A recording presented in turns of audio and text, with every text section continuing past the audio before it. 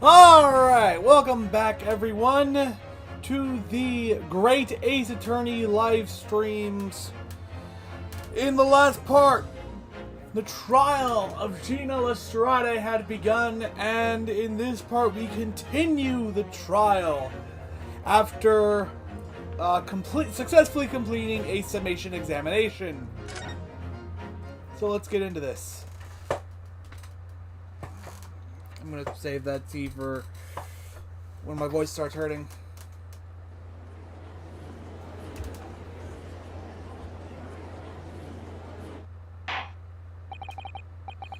Order, please. Let us resume proceedings. Witnesses, you will now retake the stand.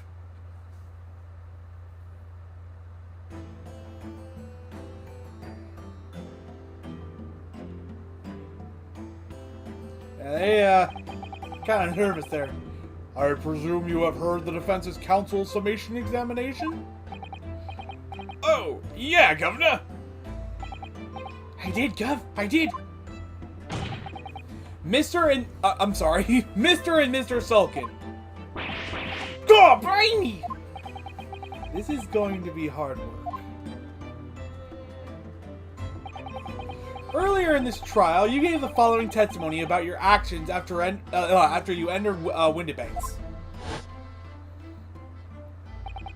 Well, it was a bedlam I'm sorry. Well, it was a bedlam soon as, weren't it? It was, Nosh, it was. Didn't even have time to pull me dukes out of me Lucy Lockets. However, that was a lie. You brothers... God, blimey! On the night in question, you rifled through the items on the victim's counter. We never done nothing of the sort. How'd you figure that out?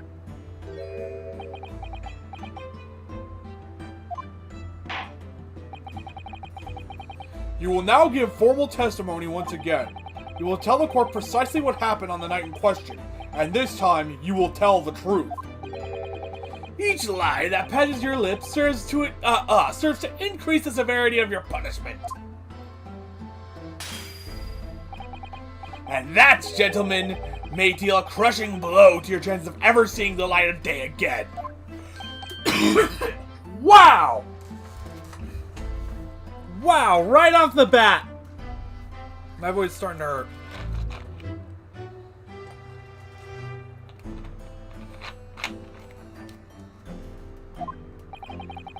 A thought worth pondering, perhaps. Say no more, Gov, we hear ya. We'll blab, we'll squeak, we'll peach.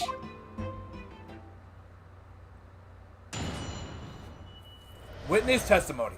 Illegal entry. The whole truth. Alright, we did knock a few things over, but we weren't rifling for nothing. It was when we heard the gunshot, see? Made us both jump and all that stuff went flying. Lummy, it didn't It didn't now give me a fright.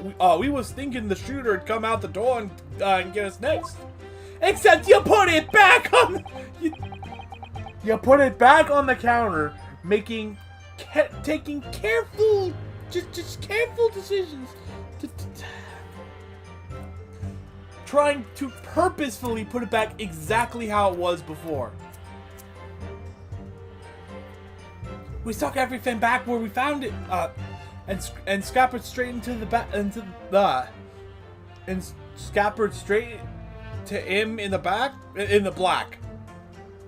I'm very sorry. So they do at least acknowledge that. We couldn't have shot the pawnbroker, see? We never even had a chance, did we?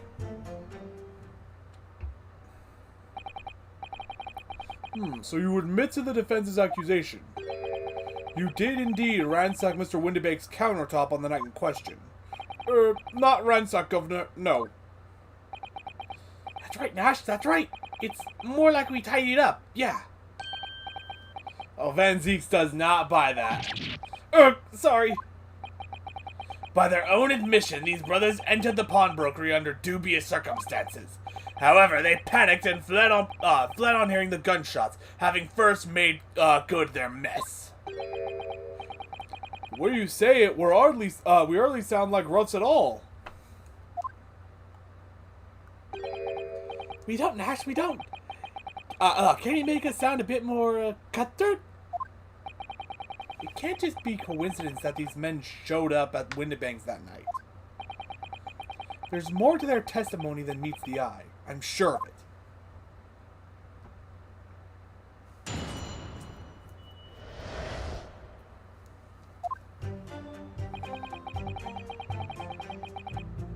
Hold it! If that's the case, then why didn't you testify to that effect in the first place? Well, you know, we ain't exactly squeaky clean, are we? We ain't, Nash, we ain't. If we admitted to something like that, people would think we was up to no good. Well said, Ringo. Me old China. Weird. We'd only land ourselves in even more trouble. And in fact, now, as a result of lying in your previous testimony, that's exactly what you've done. Landed yourself in even more trouble. That's rotten luck, says the rotten apple eater. Witnesses, explain your actions to the court. Why did you ransack the victim's counter? We never ransacked nothing. Right, Nash, right. More like we tidied the place up. Yeah, he's not buying it. Sorry. It was when we had the gunshot, see? Made us both jump at, and all of that stuff went flying. Hold it! So what you're saying is, the sound of the gunshot shocked you so much you knocked all those things off the counter? Well, it shocked one of us that much, yeah. The bag of nerves needs to, this bag of nerves needs to learn to keep his shirt on. Look, it was loud, alright? Blimey, me dead granny would have woken up at that bang. Big brother screamed like a bloomin' baby and fell over on the counter. He knocked over a load of books and a candlestick and some skull whatnot. A candlestick?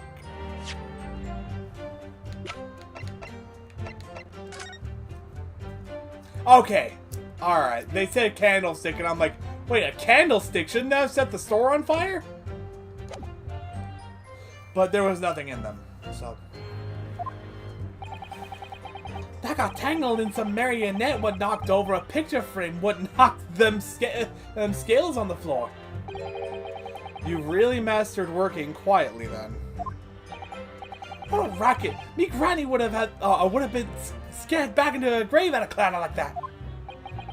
So in short, the gunshot took you by surprise.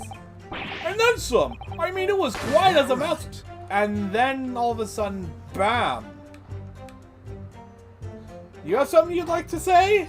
Excuse me. You have something you'd like to say, Gregson? Inspector Gregson, do you have something to add? Like I keep saying, I don't appreciate being lumped in with these scoundrels. No, something to add about their testimony. You seem to react just now at what Mr. Sulkin said. Did it make you think of something? It's probably nothing, of course. I wouldn't even bother to mention it, only... Well, the fact is, cases don't get solved if you ignore the little details. How about you just tell us what's on your mind?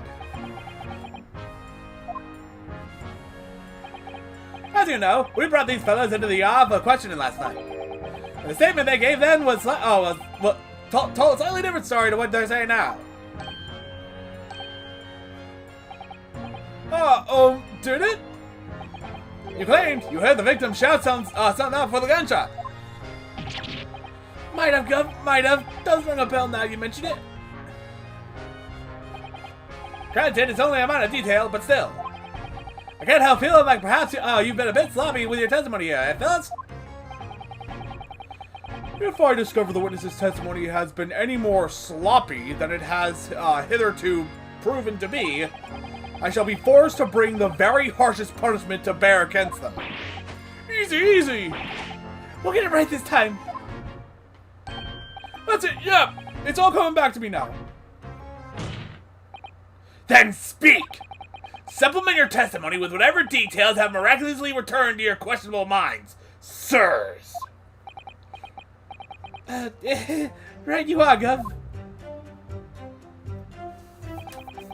Just before the gunshot, we heard a voice yelling out, "Give me that gun!"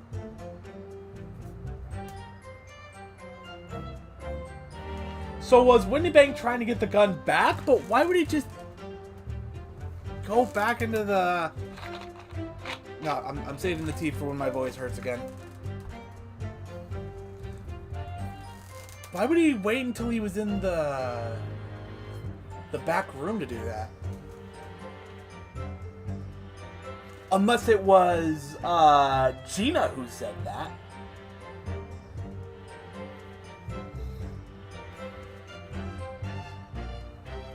Hold it! So in fact, you heard the voice and the gunshot almost simultaneously? Wait, simultaneously? We did, Gov, we did. Although I suppose if you're being honest, we heard a kind of wavering voice before the yell and all. Wavering voice? If you don't want to get shot, give me that gun! Wait, what? Kind of thing. If you don't want to get shot, give me the gun? Okay, I was hitting the wrong button for that.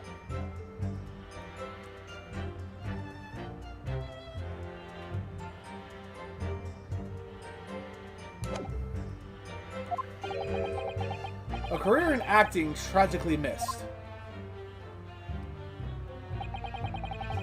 And where were the voices coming from? Could you tell? Of course we could. From the other side of that door behind the counter it was. From the storeroom, where the victim was found dead. So some kind of altercation took place apparently. And the voice you heard, it was that of the victim, Mr. Windybank? On me granny's life, of course it was. On his granny's life, of course it was. So that would mean that you both knew Mr. Windybank and the sound of his voice? So that would mean what? What, Nash? What? Any ideas? Yes, Counsel. Indeed it would. No. We didn't know the geezer. How am I supposed to deny it? When that bloke in the and all the fancy coppers giving us the evil eye. There it is. If you value your lives, you will ensure your testimony is accurate and true. On me granny's life it is. On his granny's life, it must be. It's a good job his granny's dead. To summarize then, immediately after hearing the voice of the victim, you then hear the gunshot, causing you to stumble and upset the items on the counter, scattering them over the shop floor. You make it sound like we're clumsy. I mean, you are. Don't forget we tied it up after like good little boys. Anyway, the way I see it.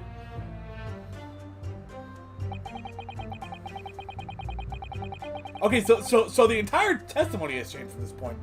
The bloke who owned the place was holding the gun, so he should have fired instead of yelling at the girl. Wait, what? Hold it! You're saying that Mr. Windibank had a gun in his hands? How do you know that? Oh yeah, but that was a sight, eh? The two of them waving them guns at each other must have got pretty heated. I'm confused. I'm so confused because they said that it was Windibank who said, "Give me that gun," only for them to now say that they both had guns? What? Well, that's definitely not true, but why do they think Windibank had it? Or are they just lying again? I mean, just before he shouted it out, we heard the geezer say, if you don't want to get shot. So he had the gun. Didn't really sound like he meant it, mind. More of an empty threat, you could say. Mr. Windibank was known to keep a revolver on his shop counter at all times.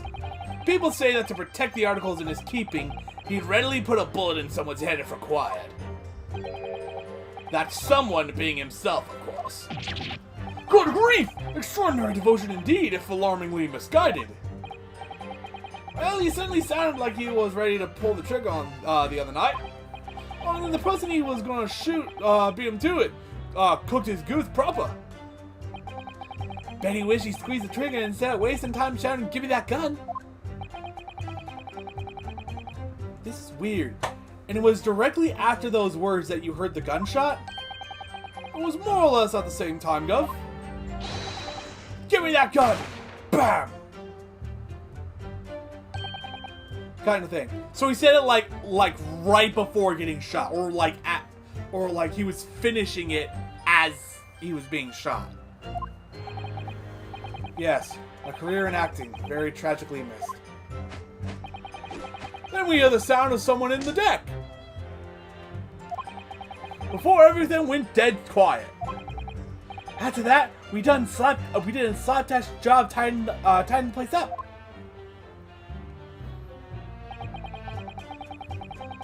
Lummy, didn't that give me a fright? We was thinking the shooter'd come out the door and get us next. Hold it! So, you didn't try to open the storeroom door then?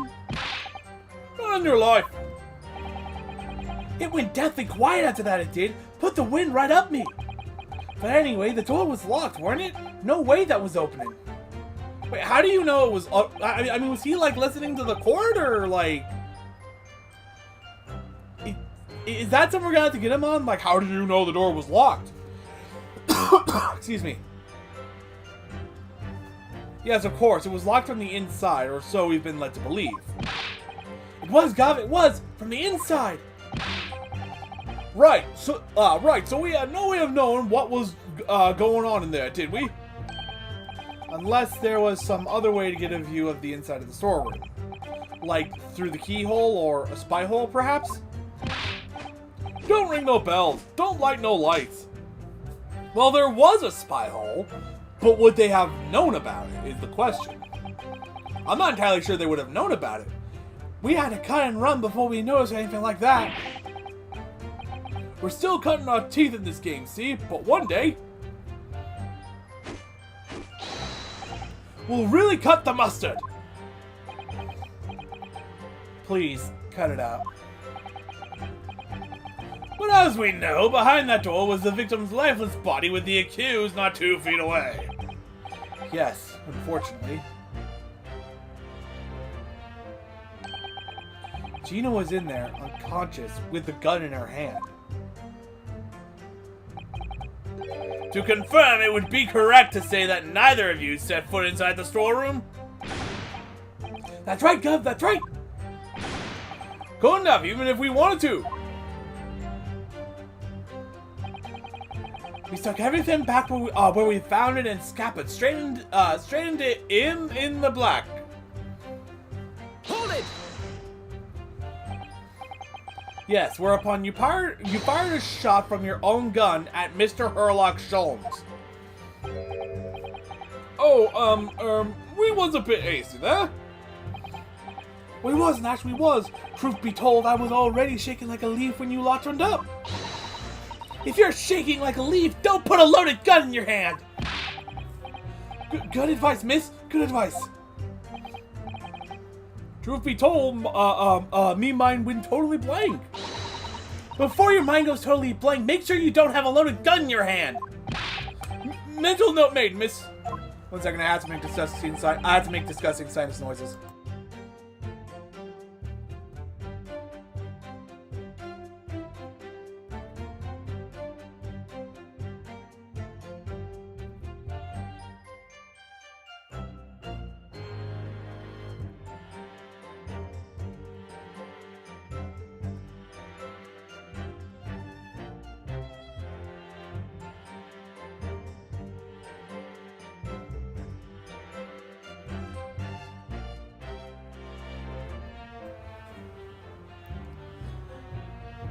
After that, we legged it down the street, but apparently we looked dodgy to the coppers at Summit, so they clapped the darbies on us like winking.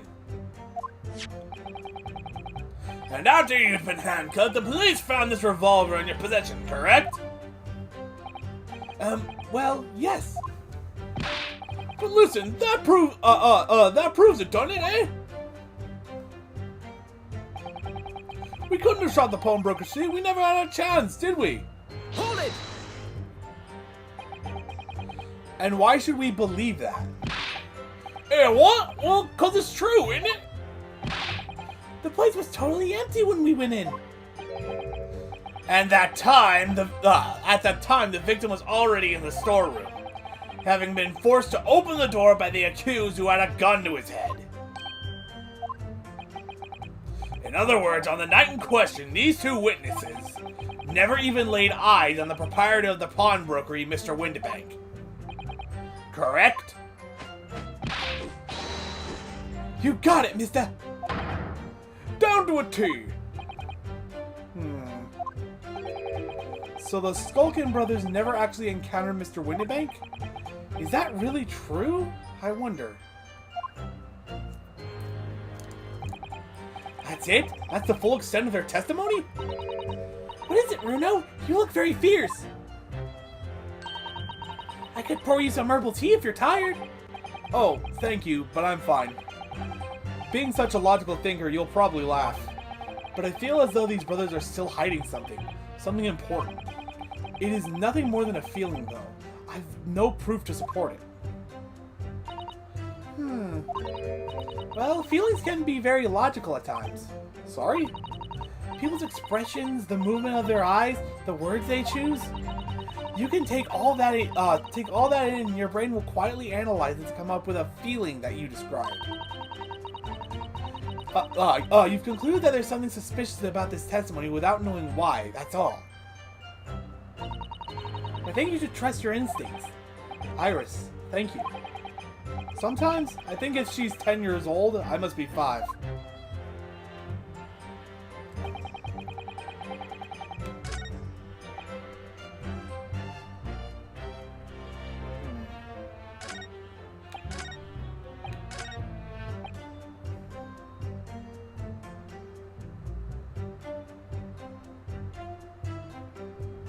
That doesn't seem right. Maybe I show the picture of Gina with the gun?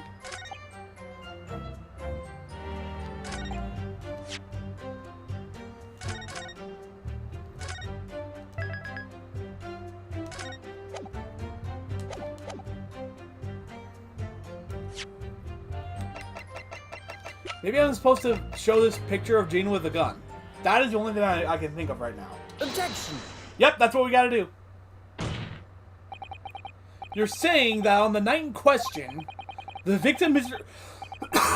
Very sorry. The victim, Mr. Windibank, was wielding a gun. That is correct? That is, Gov. You got the picture. He has, Nash, he has, no question. And yet the photographic evidence from the time of the incident clearly shows that Mr. Windibank was not in possession of a firearm of any description. Objection! You surprise me. Does the defense really intend to highlight evidence that compromises the position of the accused even more? Furthermore, the defense has failed to establish that the photographic print presented was taken a suitably short time prior to the victim's death. Your chronology is severely lacking, counsel. Yeah, that's right. Too right, Nash, too right. The old geezer could have been able to turn the tables on the girl, eh? Hardly likely. No, I'm afraid this won't stand as conclusive evidence. Ugh. Continue with the cross-examination, counsel, and heed my earlier warning, witnesses.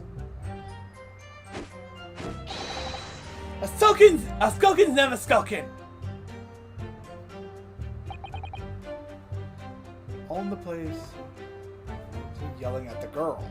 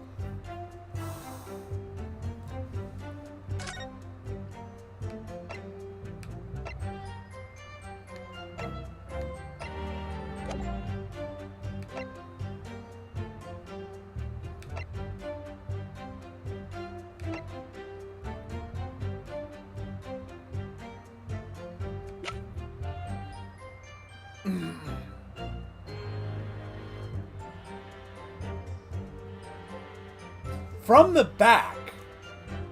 Wait a minute, hold on!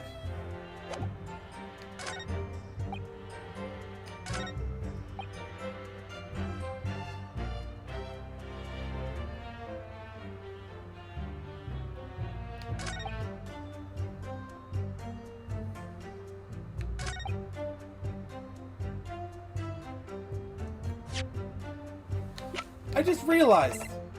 This said that he was shot in the back.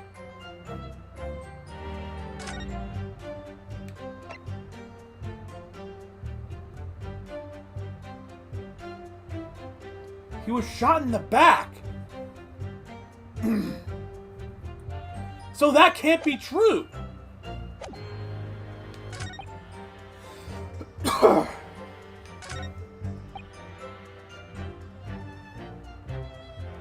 I'm gonna save again. And see if this does anything. Because that suggests he was shot from the front. But this says he was shot in the back. Objection! Okay, that's incorrect.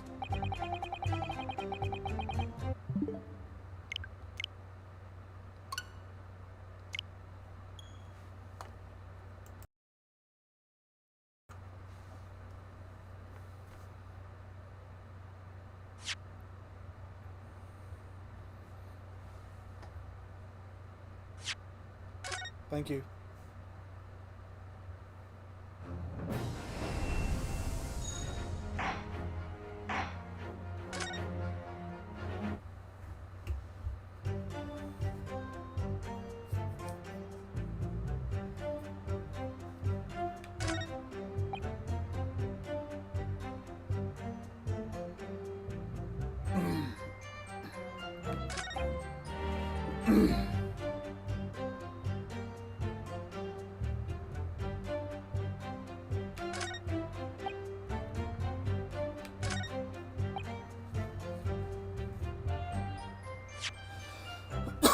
Excuse me.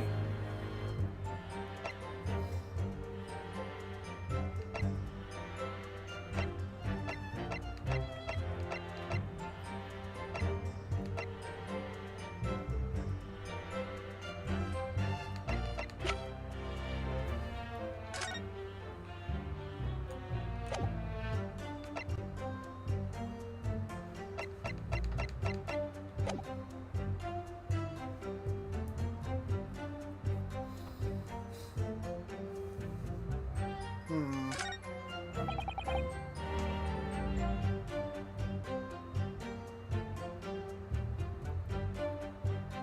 Straight into him in the black.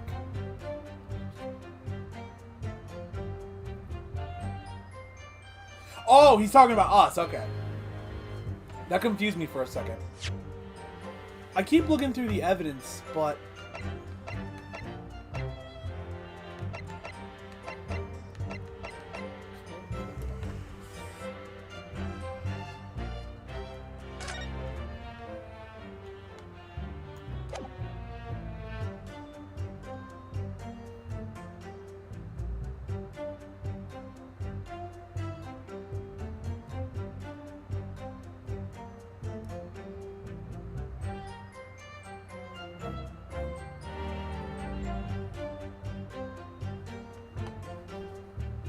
Who was the small box for again?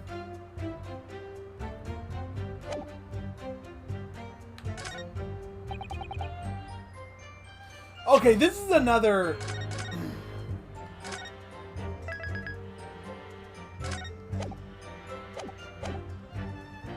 This is another just... I'm just throwing this out there. I'm probably wrong, but... Objection! Yeah.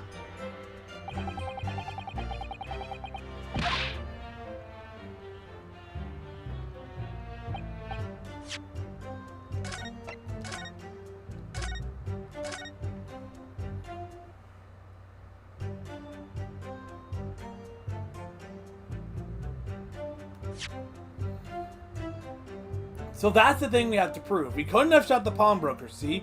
We never even had had a chance, did we? So that's what we have to get them on, apparently.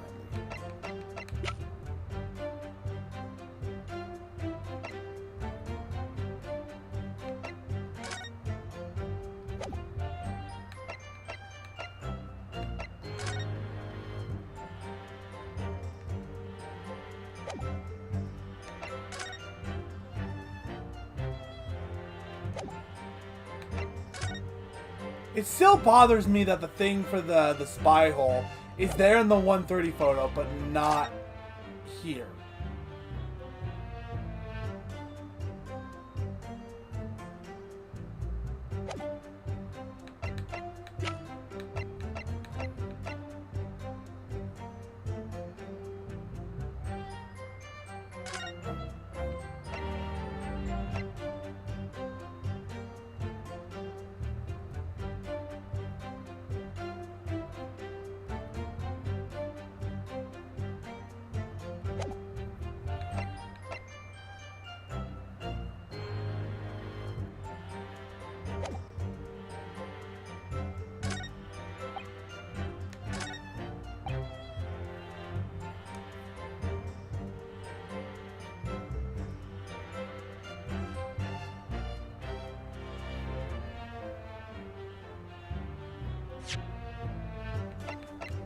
I'll be honest here, I'm drawing a blank.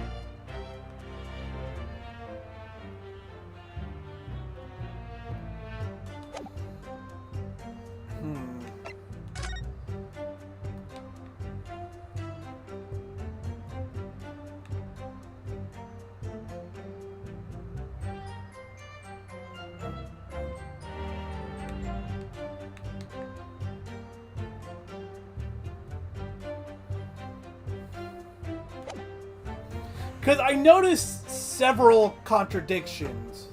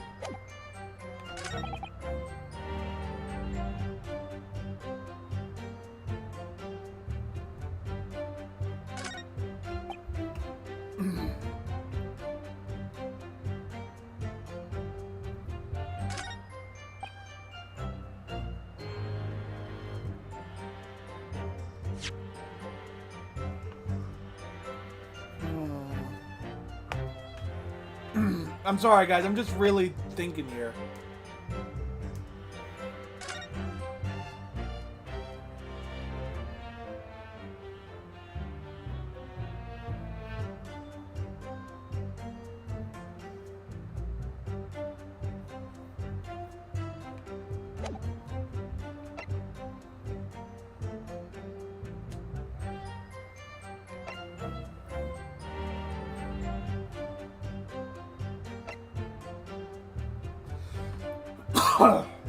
Excuse me.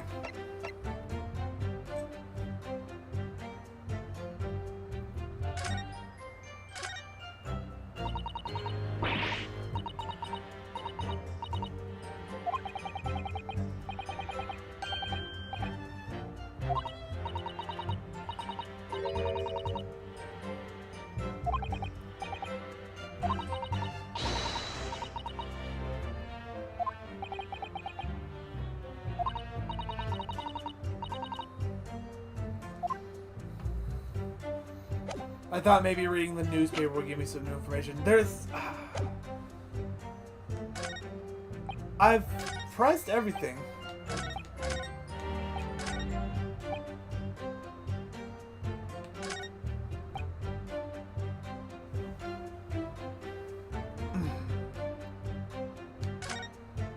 Okay, I'm gonna try this again. I probably already did it because I know I did it with the box.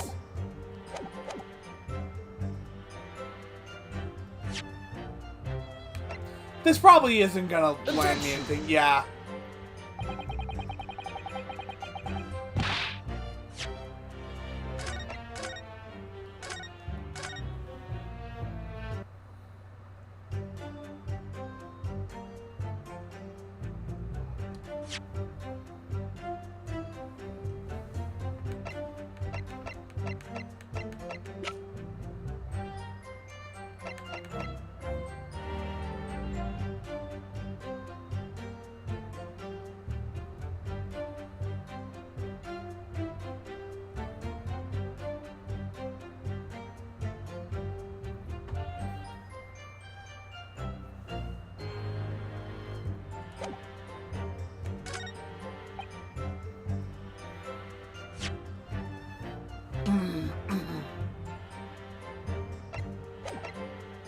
Not wrong one.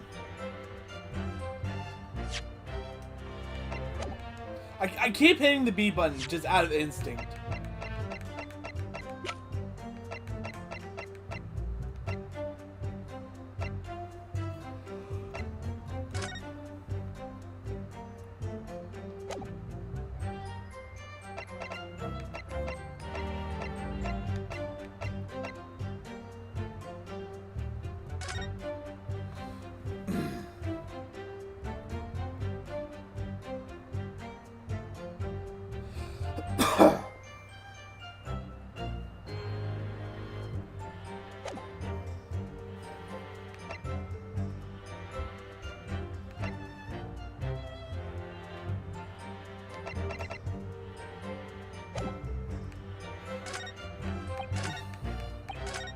Let me try this.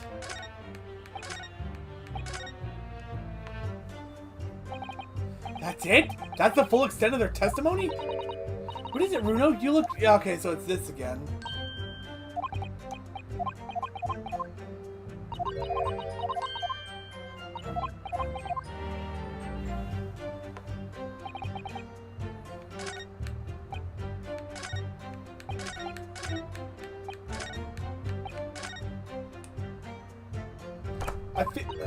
I remember on one of the earlier games, you had to go through the testimony like 3 times.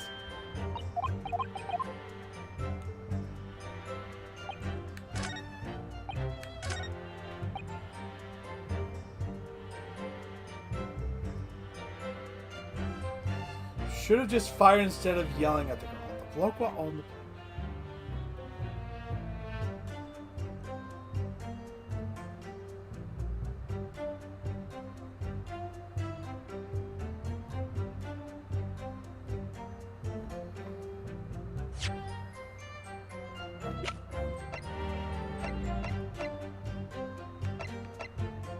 Objection! I think I've already done this, but...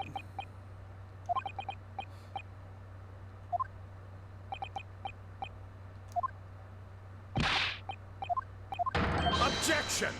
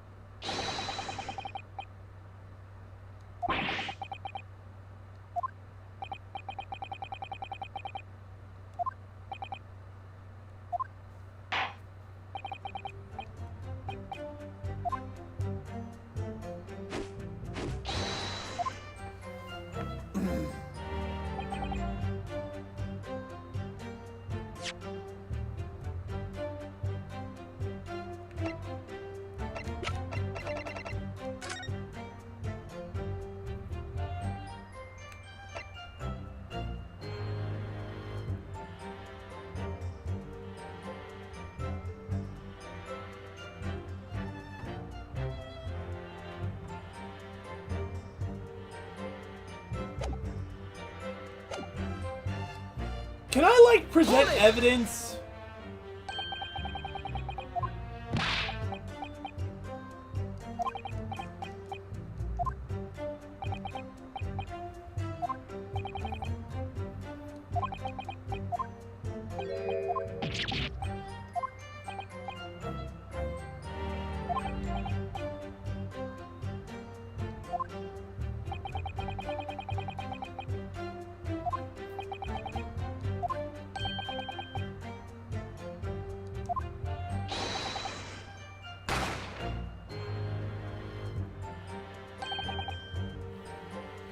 I wish I could just...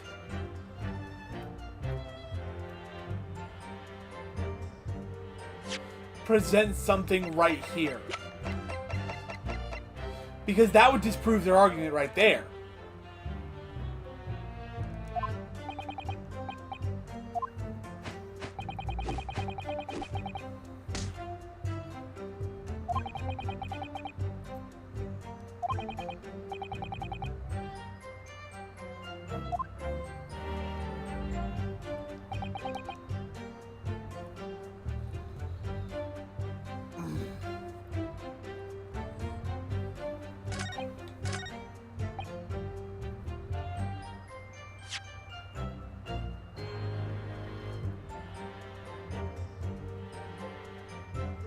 There was a gunshot. We heard a voice yelling out, "Give me that gun."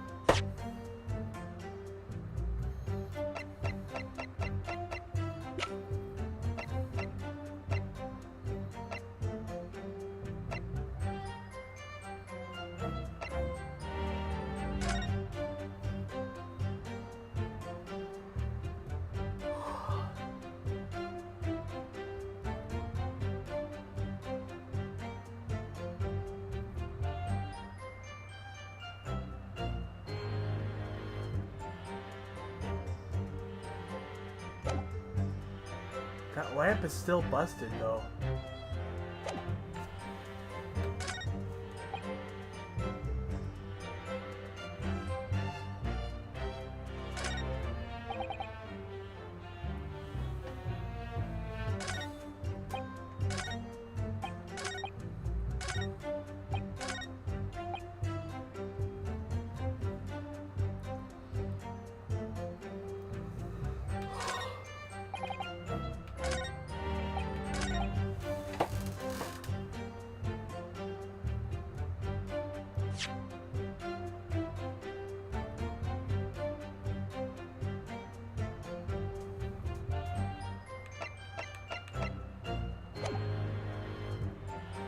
Okay, here's another one.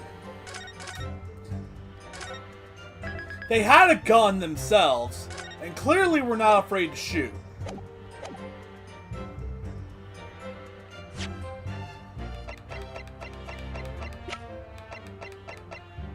Objection! Yeah, I didn't.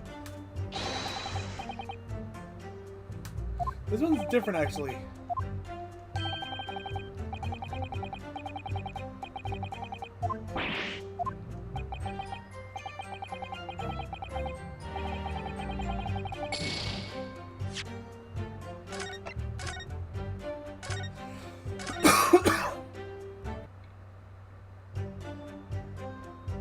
I'm very sorry for spending so much time on the first testimony. But I'm just drawing a blank here.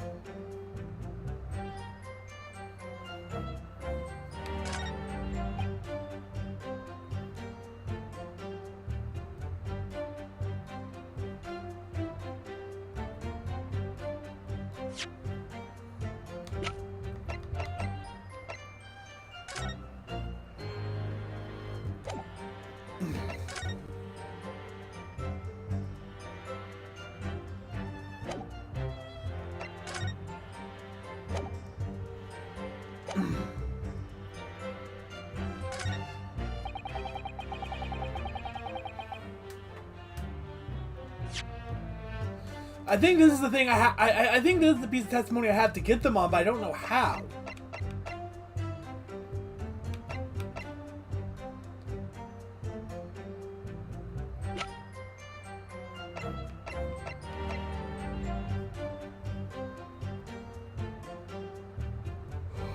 Excuse me. Objection!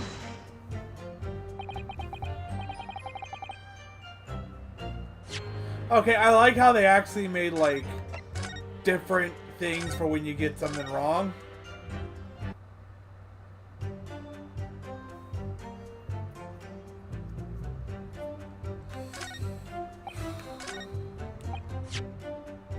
We never even had the chance.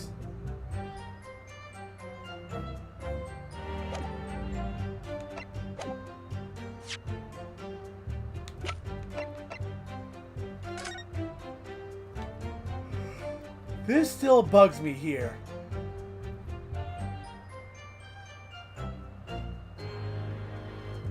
How there's no spy hole here, but there's one here.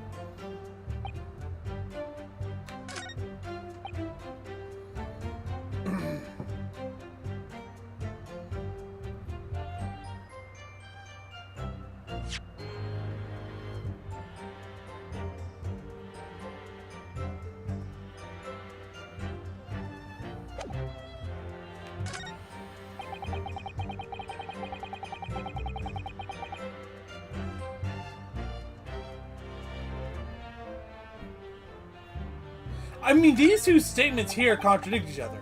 Why would he be yelling, "Give me that gun," if he already was holding a gun?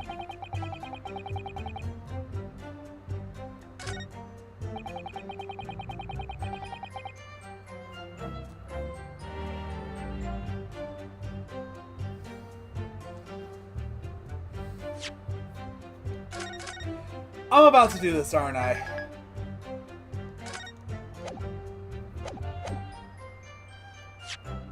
This isn't gonna work, but I'm out of ideas. Objection!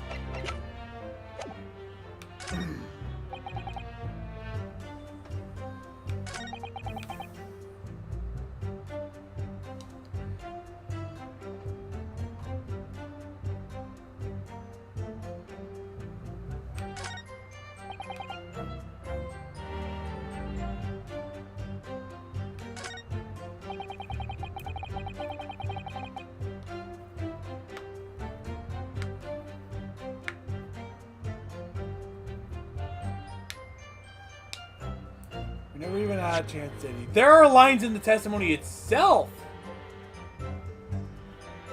that contradict it, but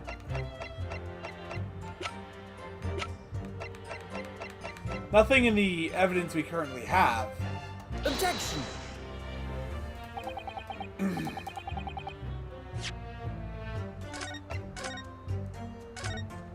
I really don't want to brute force it.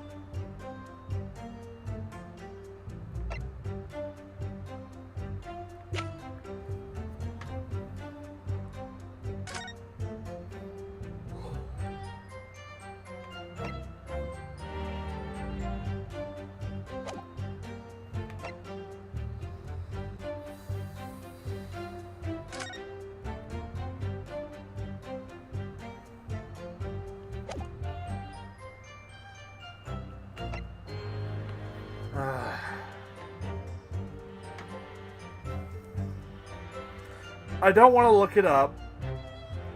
I don't want to brute force it. But I'm drawing a blank.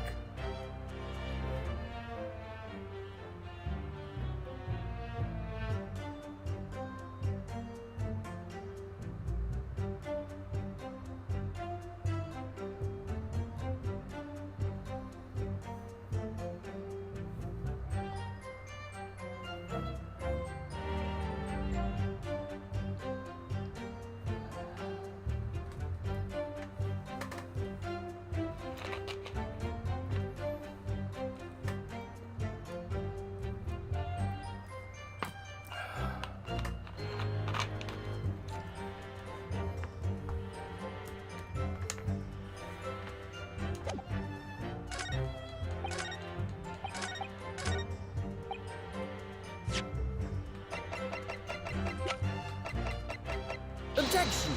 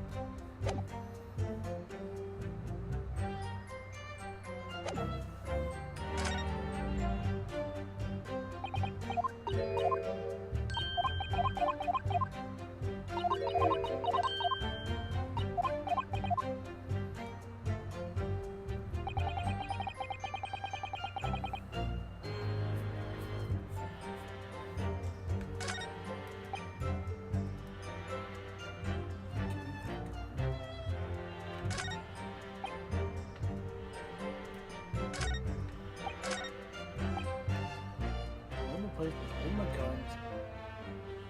Just fired something.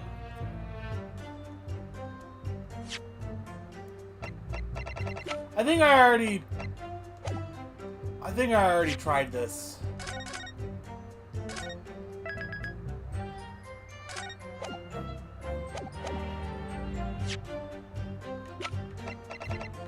Objection!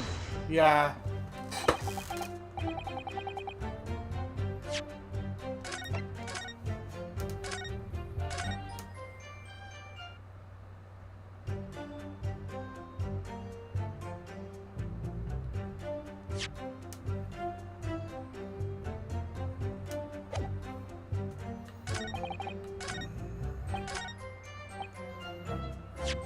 See, I can't think of anything that says that they had a chance.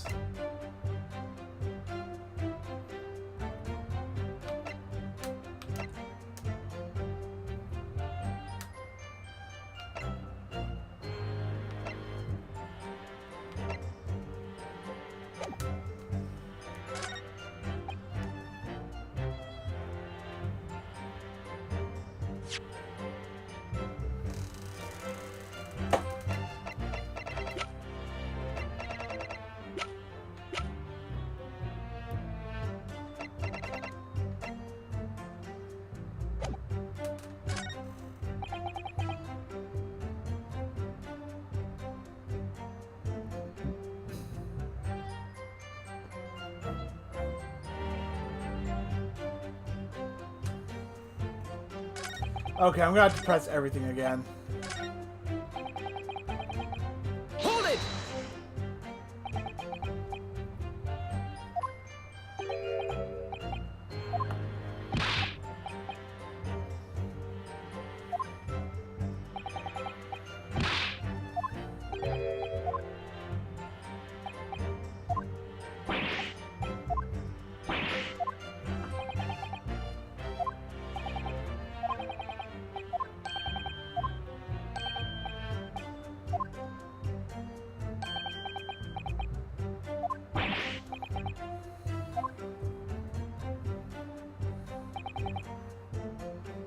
Hold it!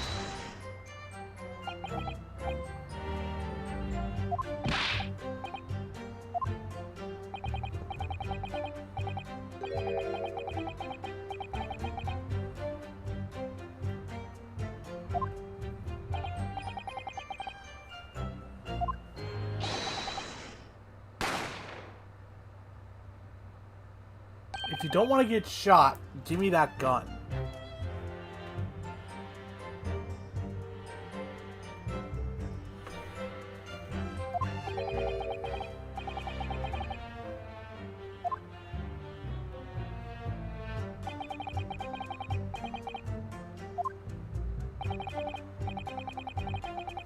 Side of that door behind the counter.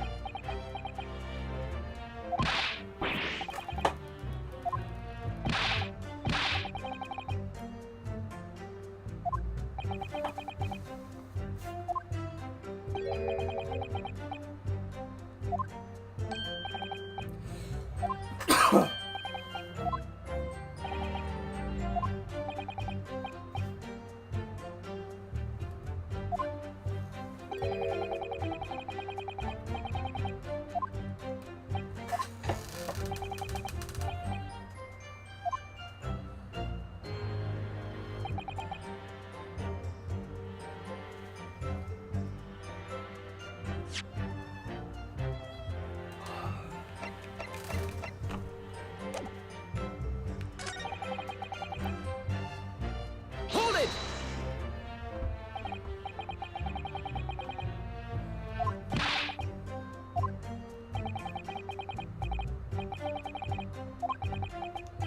I skipped that last one because I had already pressed it.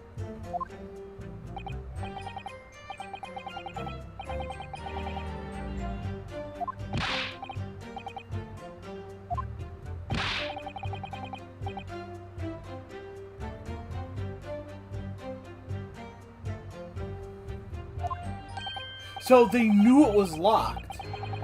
So they did definitely know it was locked.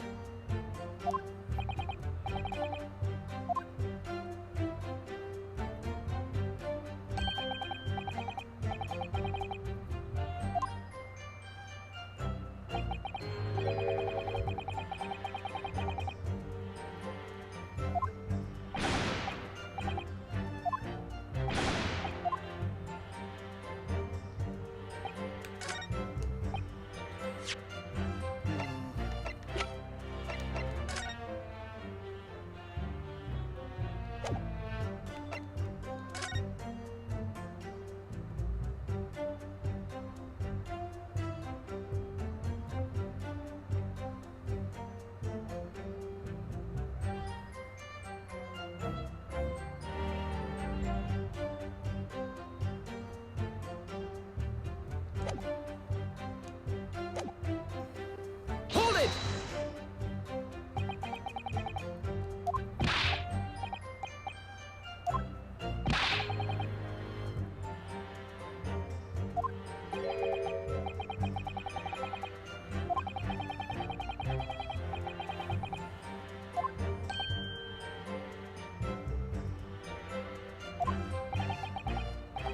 Hold on, I just realized something. Hold up.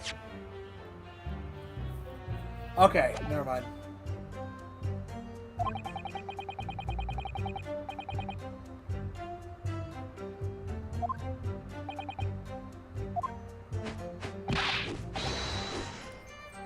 Then how'd they know that the door was locked?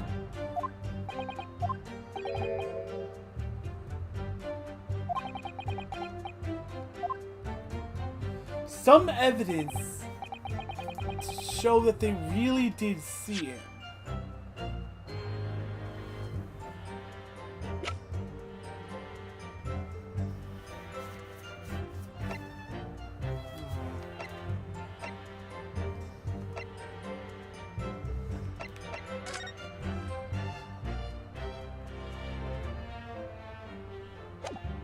The only thing I can think of is presenting the one with Gina at the last thing.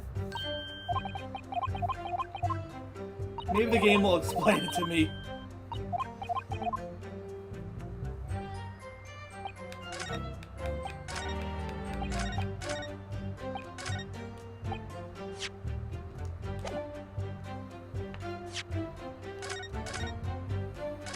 You know, it's a good thing I'm save scumming, or else I would have gotten the game over by now.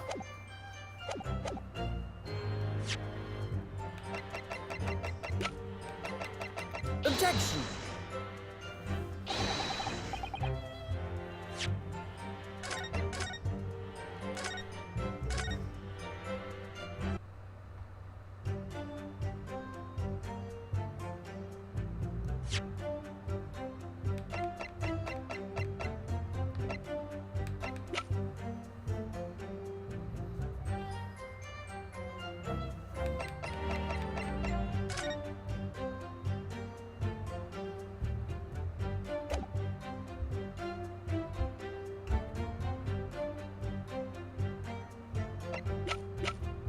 That's weird.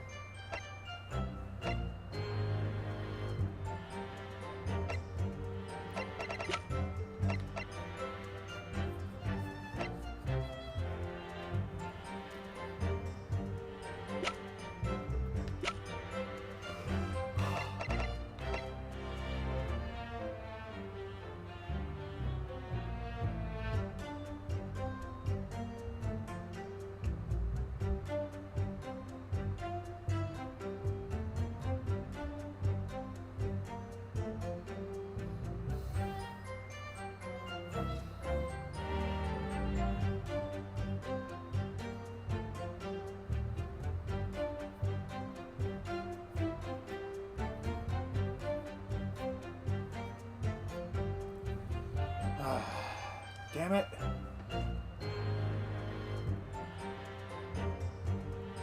I don't want to brute force it. Fucking hey.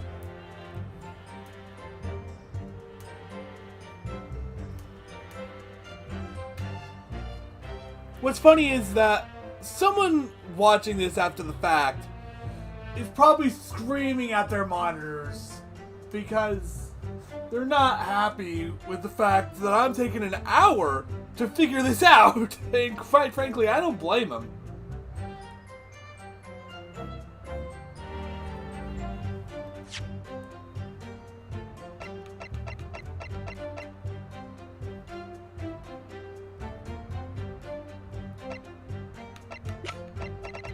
Maybe this one? Objection. I don't fucking know anymore.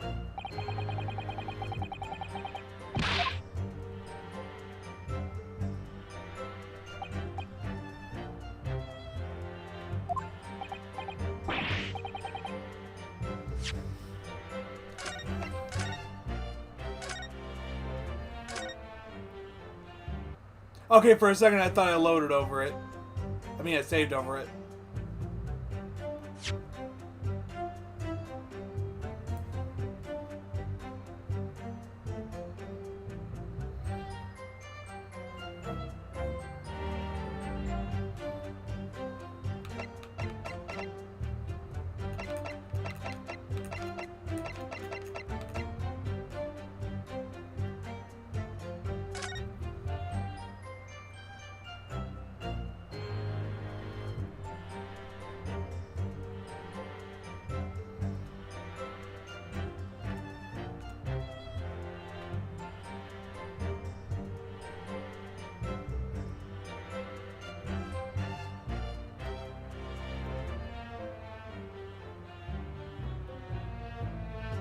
Why do I get the feeling that's lorem ipsum in there?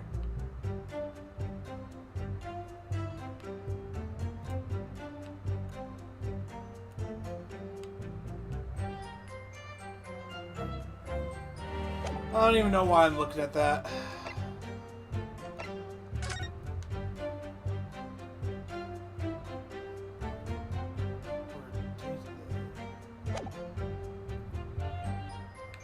Would I be able to tell?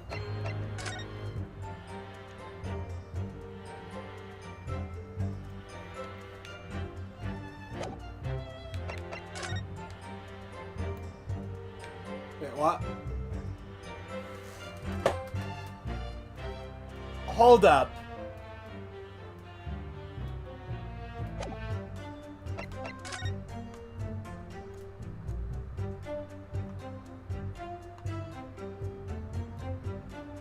Ah, I made it worse. Just do this until it lines up the way I want it to.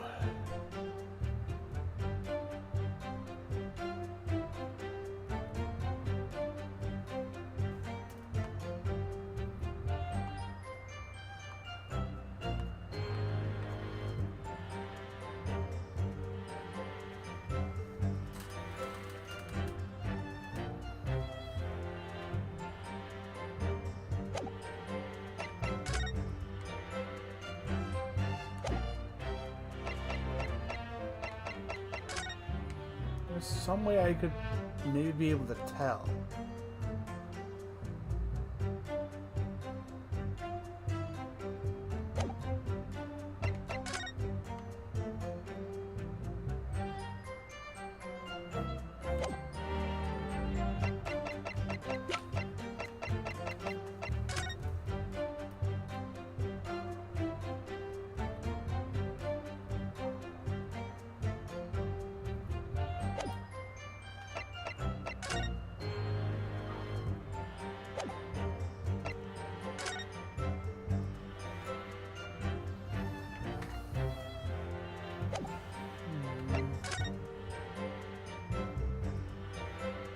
Nah, it's my mind playing tricks on me.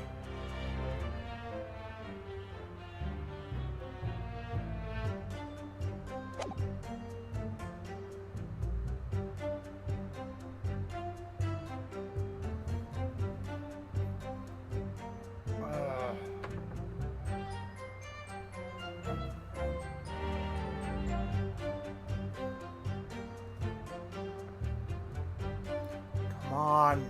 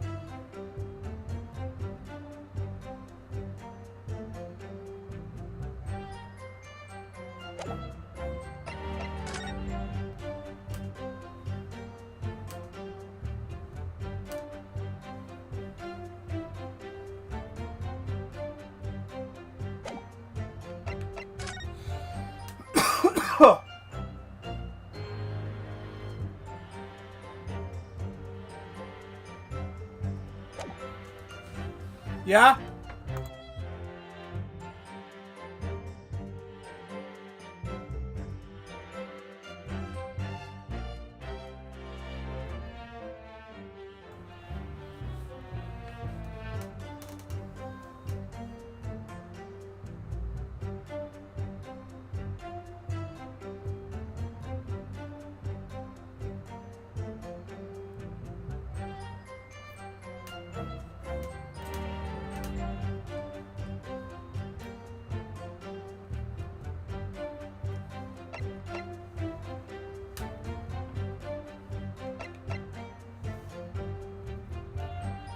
Never had the chance.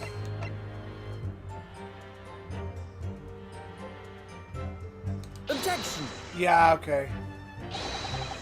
I was going to... My logic there was maybe they switched the boxes. The slips or something. I honestly don't know anymore. I'm very close. Objection!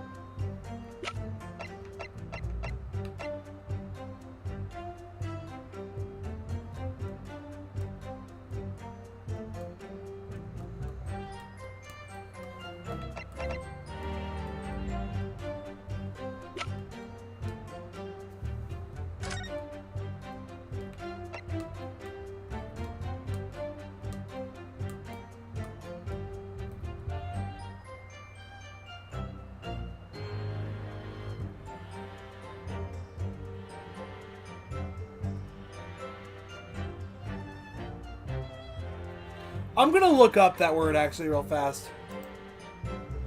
Posterior, and that showed up on the main. Never mind. Probably not important anyway.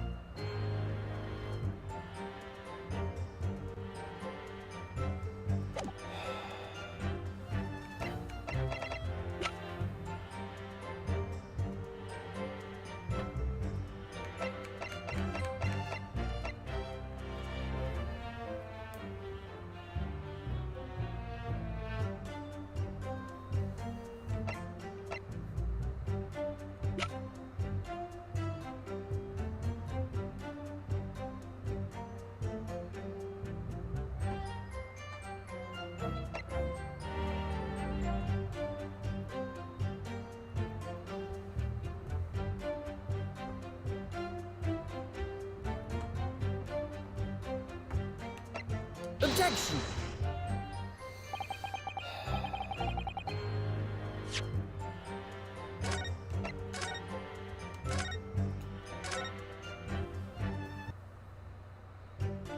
My God. We're like 2/3 of the way through this. I'm still on the first testimony because I'm an idiot.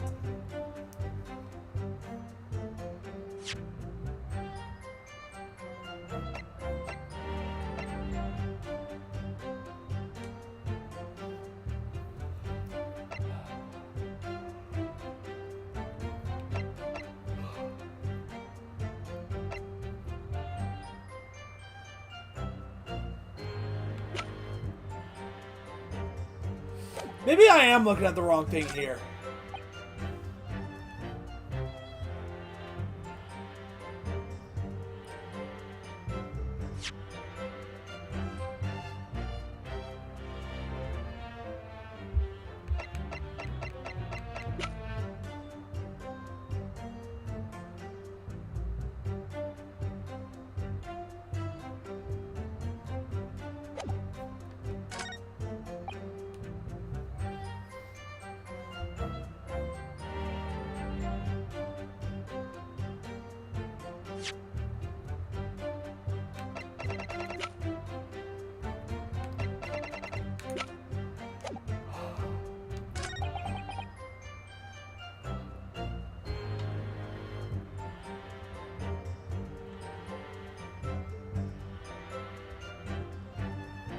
Wait a minute, hold on.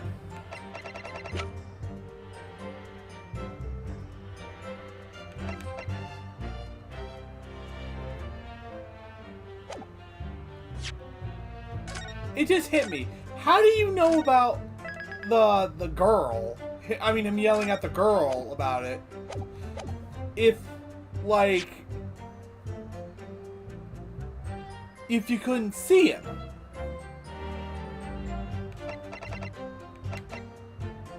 So maybe if I do this here. Objection. Nope.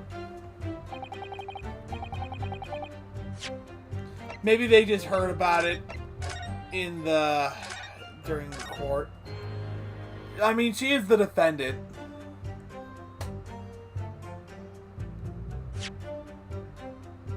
I thought I'd finally hit on something.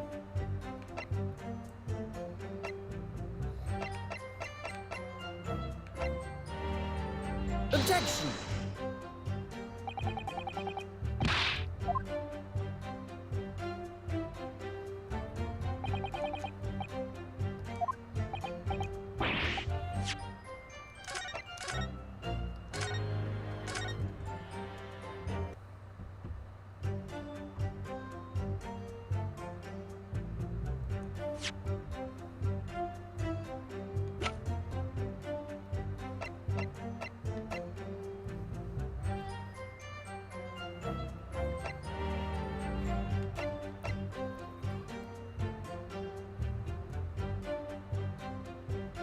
Objection.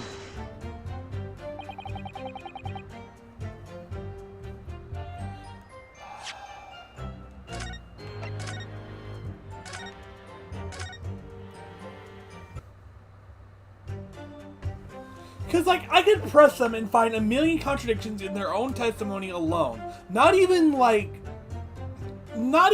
stuff that, like, contradicts the evidence. Just stuff that contradicts stuff they said earlier in their own testimony.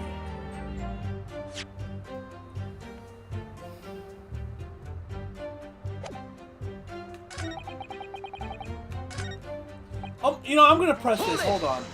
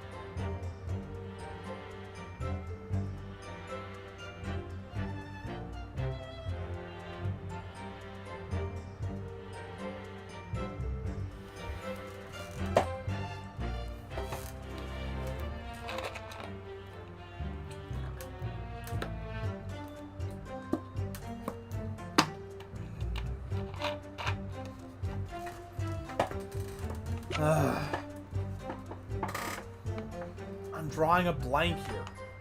There's a total blank. Because I get the feeling that this is what we had to present something on, but what? I feel like I've already presented half the evidence on that one.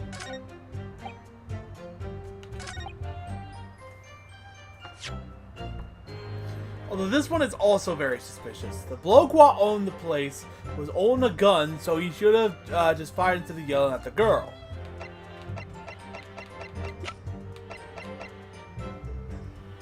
But I've already presented the gun. I've presented this.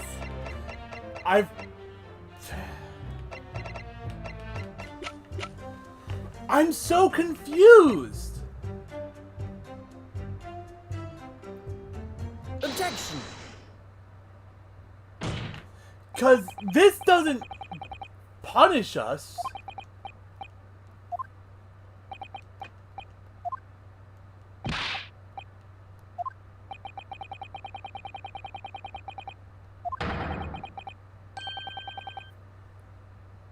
Objection!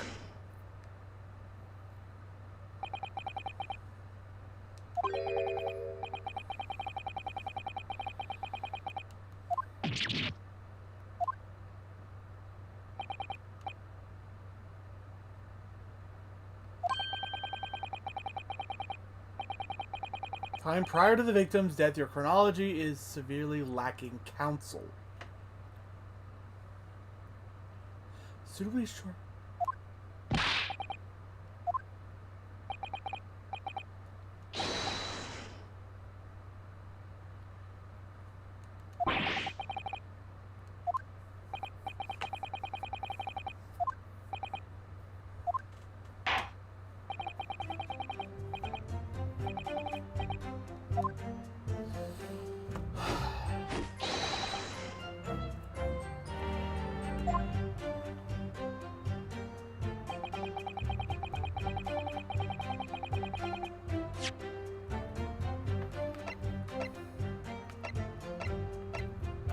Maybe something that proves he was shot, like, shortly after. Like, really shortly after.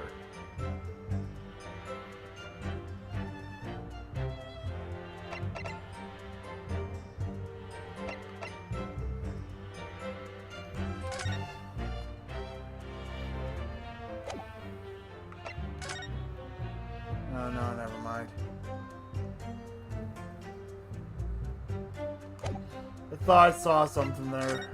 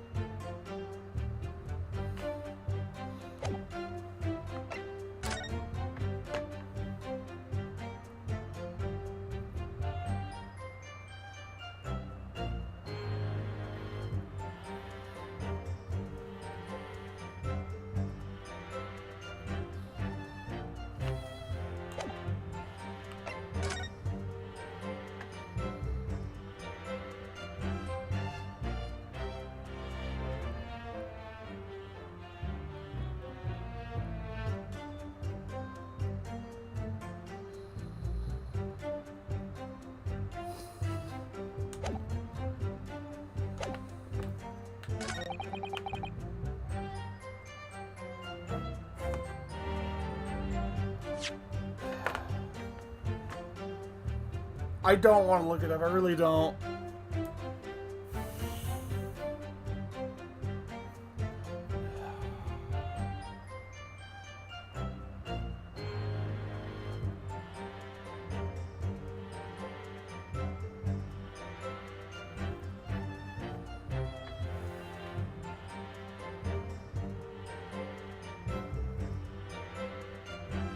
The only thing I haven't tried are the blood samples, but I fail to see how that would help me in any way, shape, or form.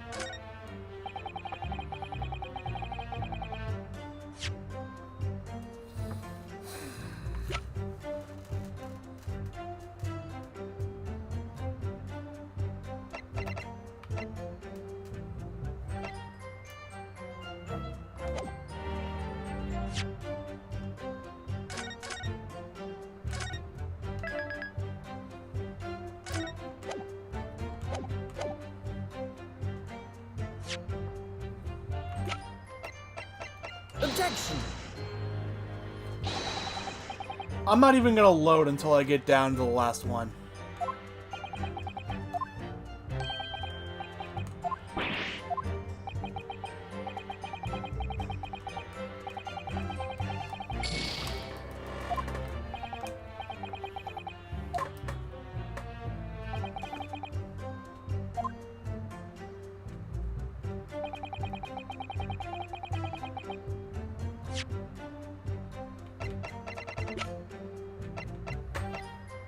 Objection!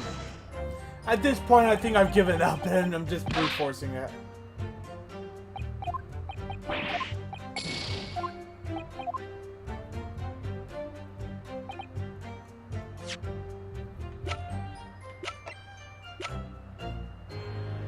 Objection! Because we're at the point where most streams would end. And we're at the point where most of these Ace Attorney streams would end, and we're still stuck on the first testimony because of me being a fucking idiot. At this point, I think I'm just gonna do it just to fucking move on and to stop wasting your time. You as in the viewer. Objection!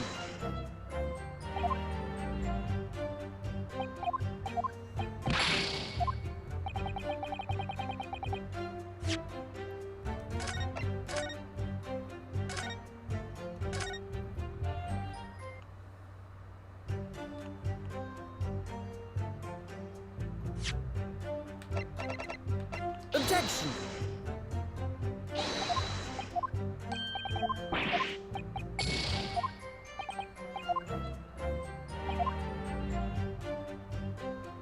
Let it be known that I at least tried to pull this off normally. Objection!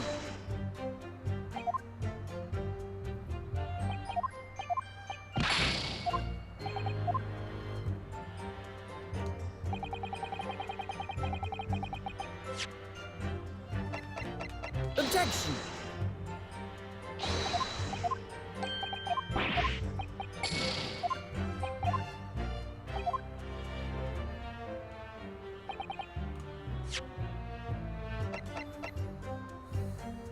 Objection!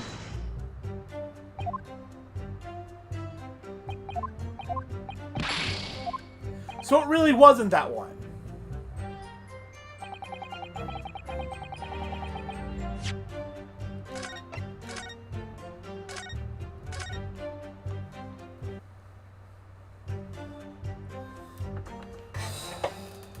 So at the very least I know that this was a red herring.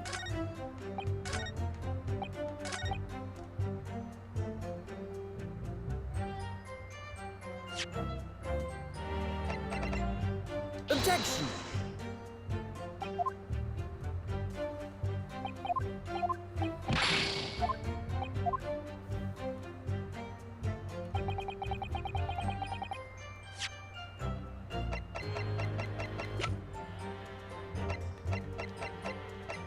Objection! You know what, actually, I have a better idea.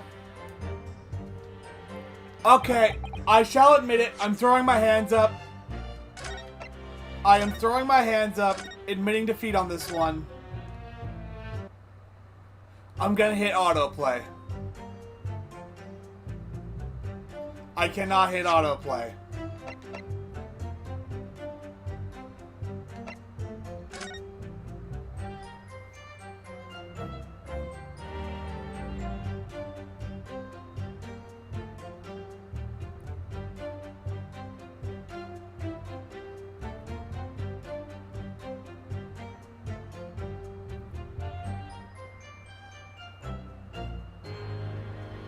No, I can't do it. I can't bring myself to actually do that.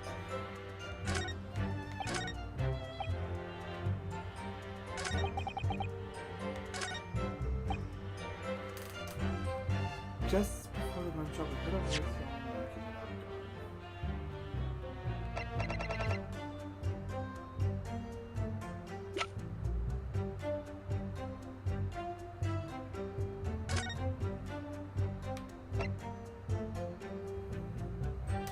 One second.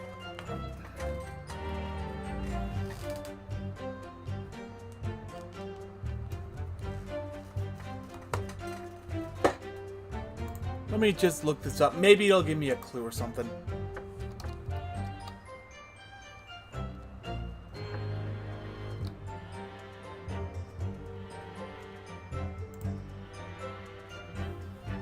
From back to front.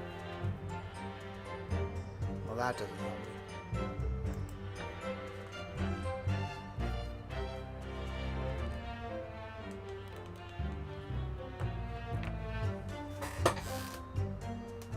that's the wrong thing I went to.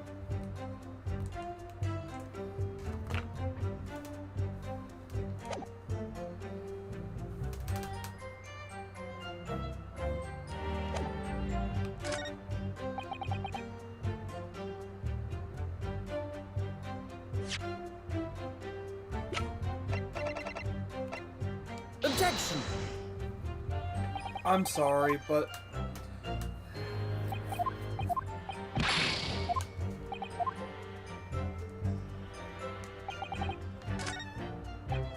Because the thing is, why would he be yelling, "Give me the gun," if he had the gun?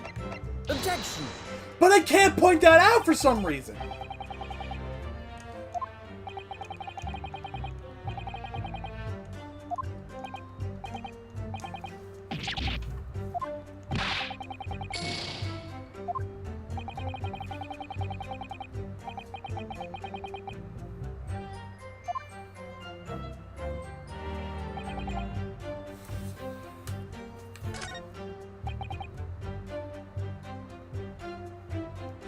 This is definitely incorrect, but how do I prove it to be incorrect?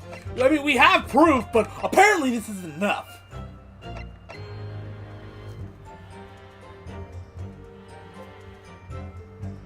Objection!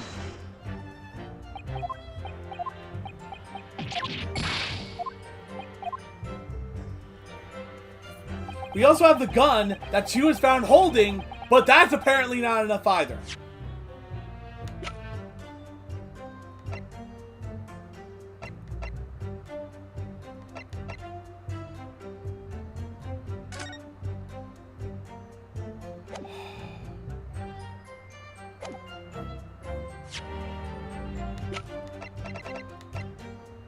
Objection! Wait, what?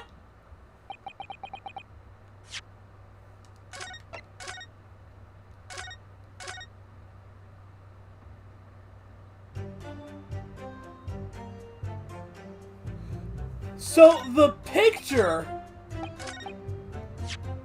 of him on the floor is what does it. Objection! So you're saying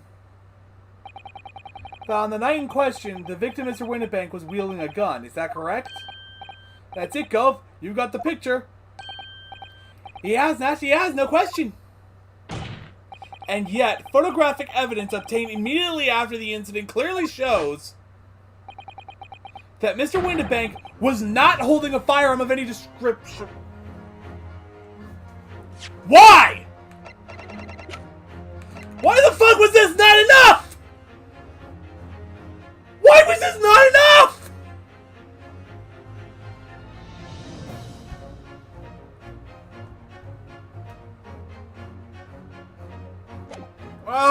Whatever, it's over. It's done. It's fucking over. We can move on.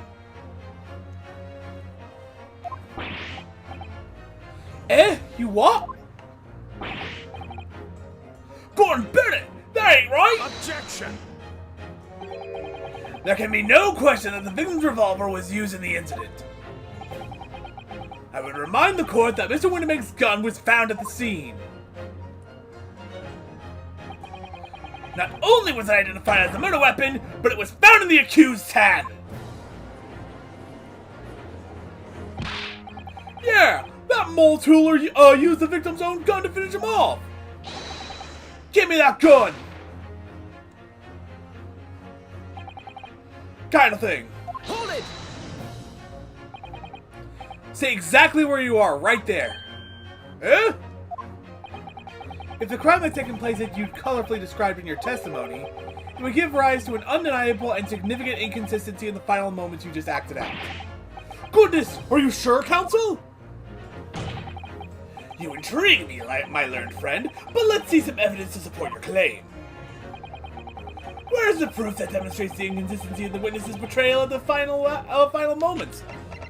Here. Take that! According to their testimony, the witnesses claim to have heard a shout of "Give me that gun," followed by the gunshot. Indeed, with the two events happening almost simultaneously, or so we've been led to believe. Yes, that's right. Now, if that testimony is true, It would mean that at the moment of death, the victim and his attacker would have been facing each other.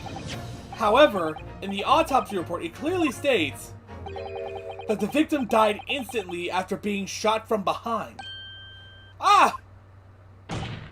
So, as I stated before, there is an undeniable inconsistency in your testimony, Mr. and Mr. Skulkin.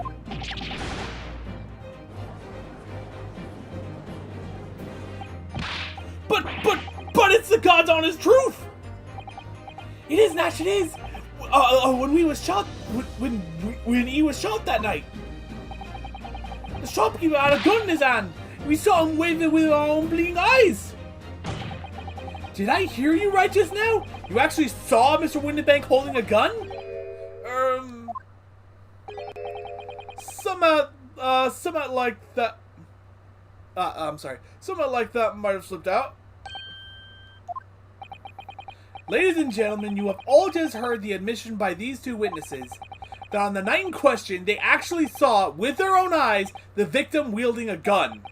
Which can only mean that despite their testimony to the contrary, the Skulkin brothers must have encountered the victim in person. Nash,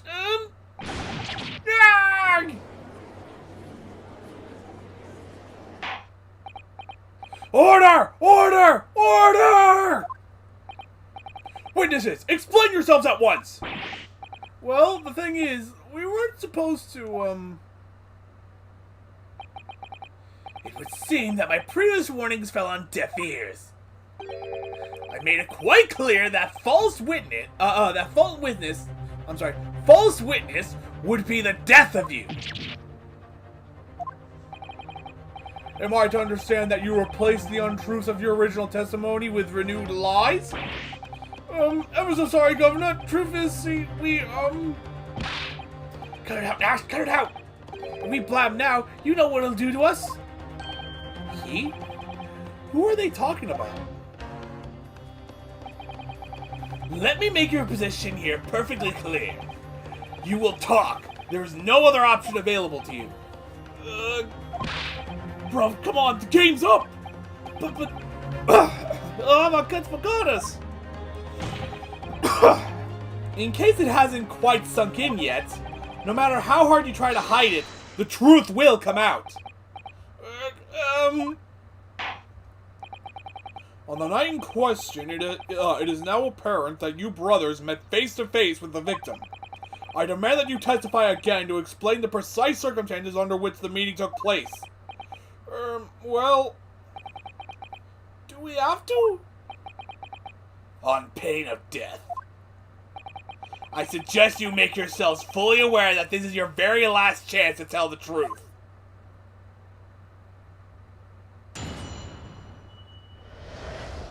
Encounter with the victim. Alright, so we just got inside the gaff and Eve a sigh of relief when the geezer showed his mug. Give me that gun, he bellowed, and then he flew at us like he was possessed. I thought we'd had it. Oh no, geezer, the bloke was strong as an ox. He chucked me over the counter. I pulled me gun on him, and then he legged it through that door into the back room. We never had nothing to do with killing him. That's all what happened, I swear. So you're now telling us that moments before the victim was killed in the storeroom, you in fact encountered him in the main part of the shop. Well, yeah, sorry. Well, we find ourselves at an interesting juncture. This changes matters considerably. But honest, Governor, this time, Nash, this time, we ain't got nothing more to hide. Very well, counsel for the defense, you may proceed with your cross-examination. Yes, my lord. This is it. The moment I've been waiting for. Now, hopefully there's nothing stupid like we just went through. I'm very sorry. It's very, very obvious. It's so obvious that he just didn't have a gun. That it just never occurred to... Whatever. What the fuck ever. Plus, look at this fucking picture. You can fucking hate. You can... What the fuck ever. Hold on. Yeah, I'm still salty about that. I'll be over it by tomorrow. Hopefully I'll be over it by the end of the stream. Hold it! When you say geezer, I presume you mean the victim and the victor and proprietor of the shop, Mr. Windibank? Well, sorry, I mean, that's right. He was keeping a close eye on the entrance to the gap, obviously. But we never thought no one was gonna come out of the back room like that. The back room being the pawnbrokery storeroom? Yeah, that must be where he popped up from, only place he could have been. So it would seem the victim was already in the storeroom when these brothers entered the premises. Which means Jeannie must have been in there at that point as well. That doesn't make sense, does it? If Gina had threatened Mr. Windibank into the storeroom with her at gunpoint, then why would he have emerged from the same room all alone when the brothers arrived? Oh, I don't know. Did you see the accused at the time? What? That mole jeweler? Couldn't tell you. No way, Copper. We have bigger fish to fry then. I mean, the old geezer just lost it. Give me that gun, he bellowed, and then he flew at us like he was possessed. I thought we had it. Hold it! You mentioned that Mr. Windibank shouted those words in your previous testimony too. However, you claimed that you heard him yelling them on the other side of the storeroom door. Oh, did we? But the truth is, he was shouting those words at you, wasn't he?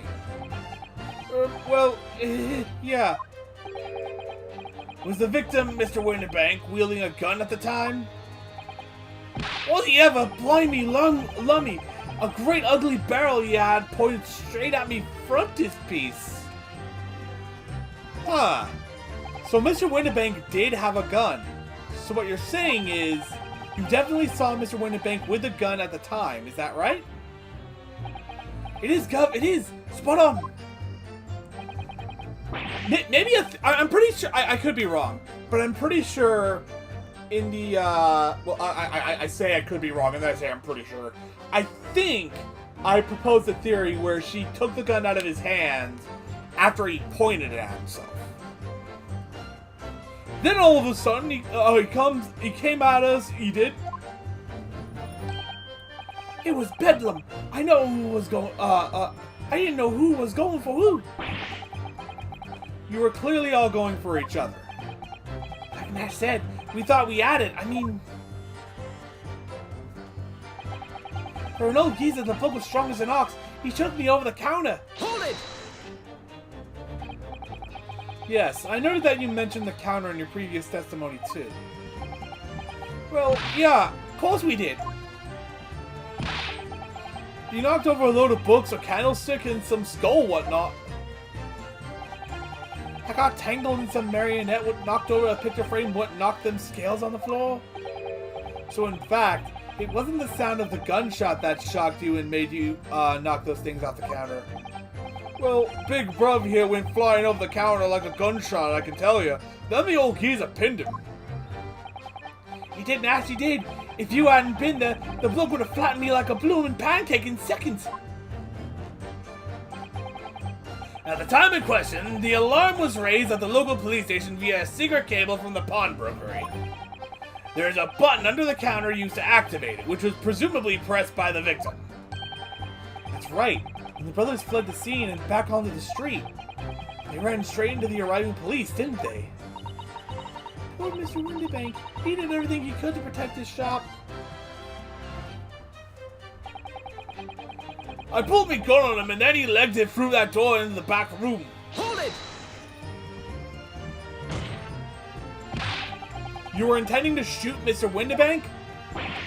No, never. I was just, Trying to scare him, I guess.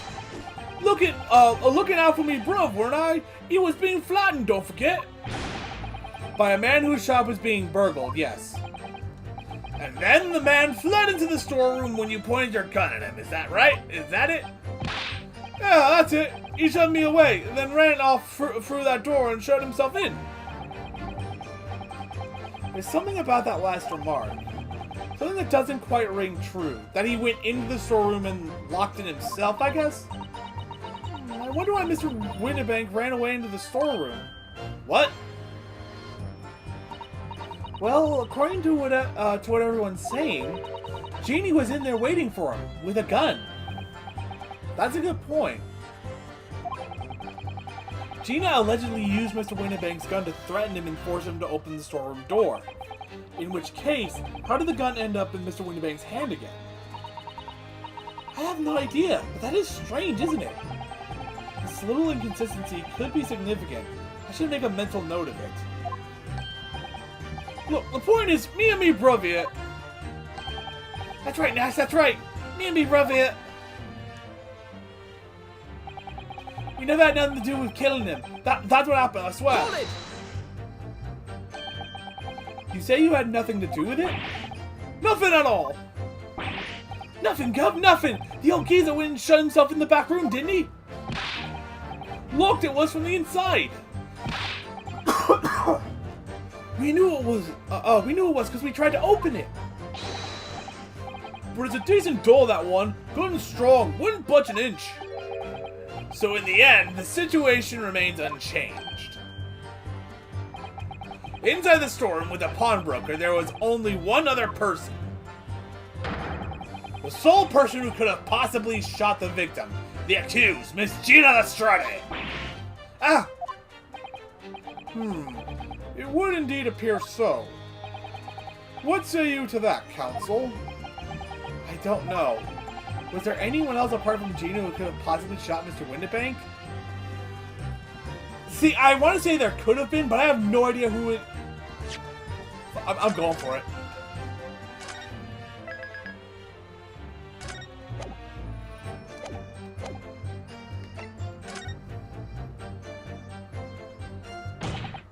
Mr. and Mr. Skulkin. What? What's that look for? From the moment you admitted that you encountered the victim face-to-face that night,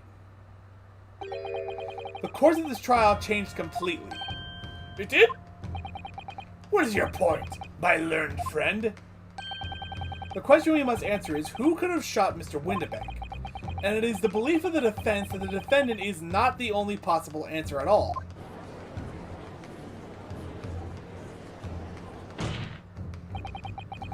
You have my attention. I'm actually going to look through the people here. Maybe him, but we have nothing to suggest he was even there. Though he does have motive. In that case, let us return to this plan of the premises. The victim was killed in the storeroom, which was locked from the inside. Those are the facts, so pray, what other possible answer to the question of who shot the man could there be? Counsel, you must now provide answers to the court in respect to two conundrums. Two, my lord? Twice as many chances to be right, maybe?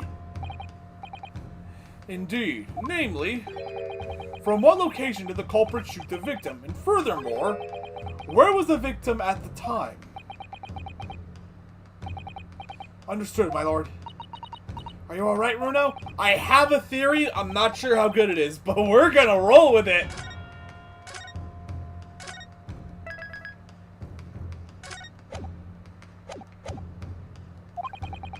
If I can prove that there's a credible new alternative to what happened, it would change Gina's prospects hugely. So now, time for some clarity. Show the court on this plan the answers to the questions posed by his lordship. If you believe someone else could have killed the victim, indicate from where that person could have fired the gun. Here. Oh, wait, right here. Take that! The defense believes that the culprits could have shot the victim from this location here. And in answer to the second question, So I'm getting a chance to answer the second question. assuming the culprit fired from the location indicated, where was the victim at the time? Right about... Take that!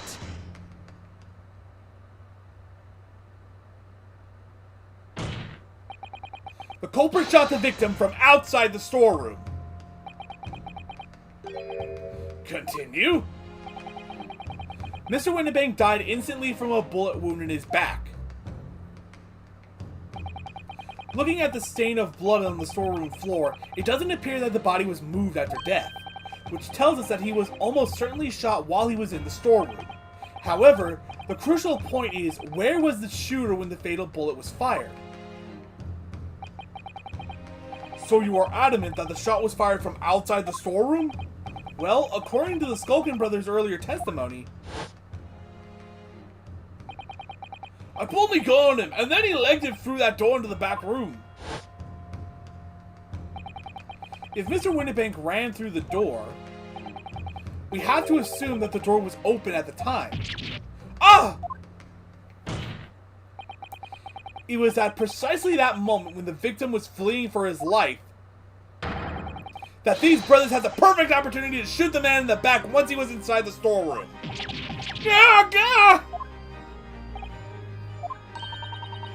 Come to think of it, do you remember what the prosecutor said at the start of the trial?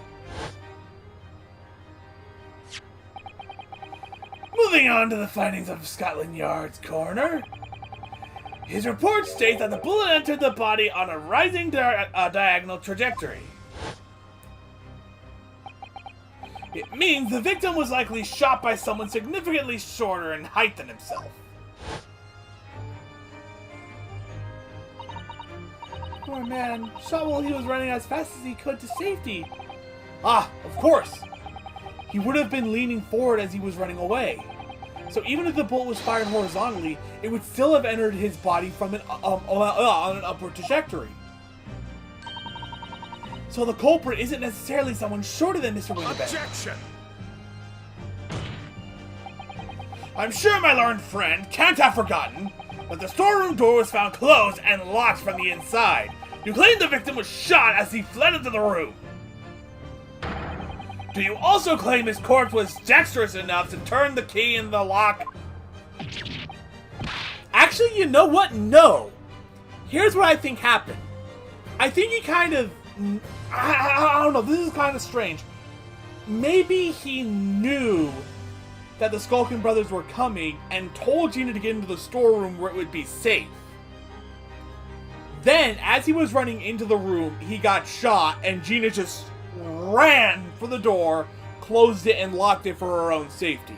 That still doesn't answer the question, though, of how she got shot, and that also raises a question, shot, how she was knocked out, how the gun wound up in her hand. Fuck.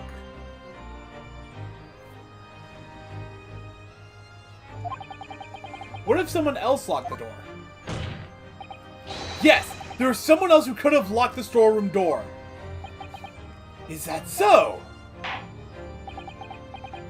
Very well, counsel. Present your hypothesis to the court. In the scenario just described, the defense assertion is that the victim was shot from outside the storeroom. In which case, who shut and locked the storeroom door from the inside? Gina. Take that! Obviously, the person who locked the door was the only other person inside the storeroom at the time. The defendant, Miss Gina Lestrade. Objection! That's absurd! You're suggesting that the accused deliberately engineered the sealed room? For what possible reason? Such actions would only serve to tighten the noose around her neck. I'm inclined to agree, I must say. Well, counsel, there were people with guns outside!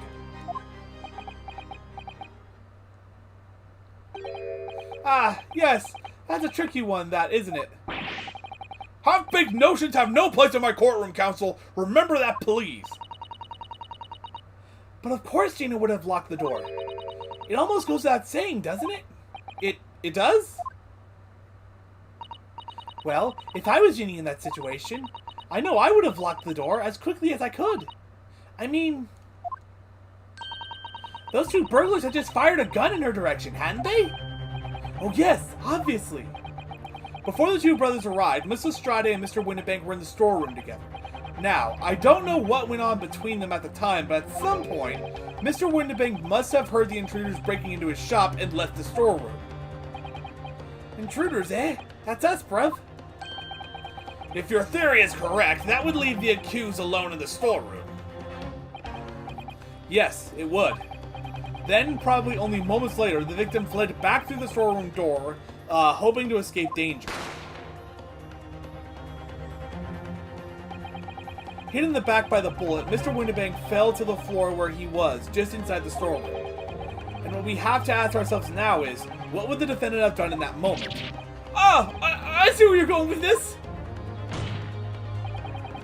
Outside the storeroom was a terrifying killer who had just murdered Mr. Windibank. As soon as that thought struck Miss Estrade, she slammed the door shut and locked it, in order to save her own life. Hold it! But I mean, we ain't the ones who done it. We ain't come, we ain't. You gotta believe us. I mean, come on, we'd never shoot no one. Objection! Except, you kinda did. That's blatantly untrue. I know for a fact that you would. Because before my own eyes, you shot Herlock Sholmes. There's only one logical conclusion here. Mr. and Mr. Skulkin, you brothers have had every opportunity to have been the true perpetrators of Mr. Windibank's murder.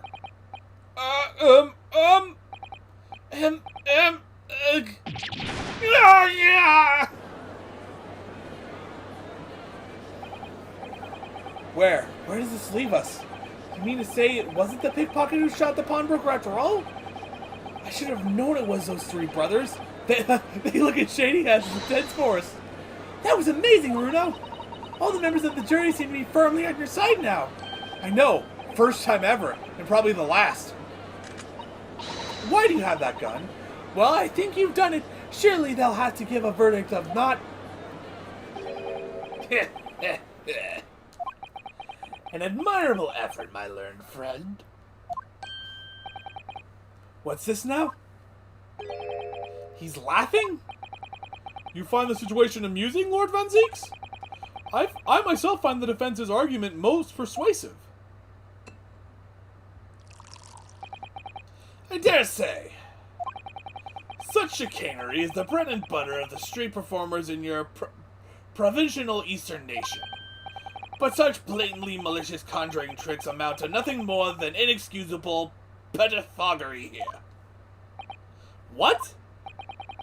The hypothesis you put forth so ostensibly credibly cannot and will not stand. Because you see, it contains a fatal flaw.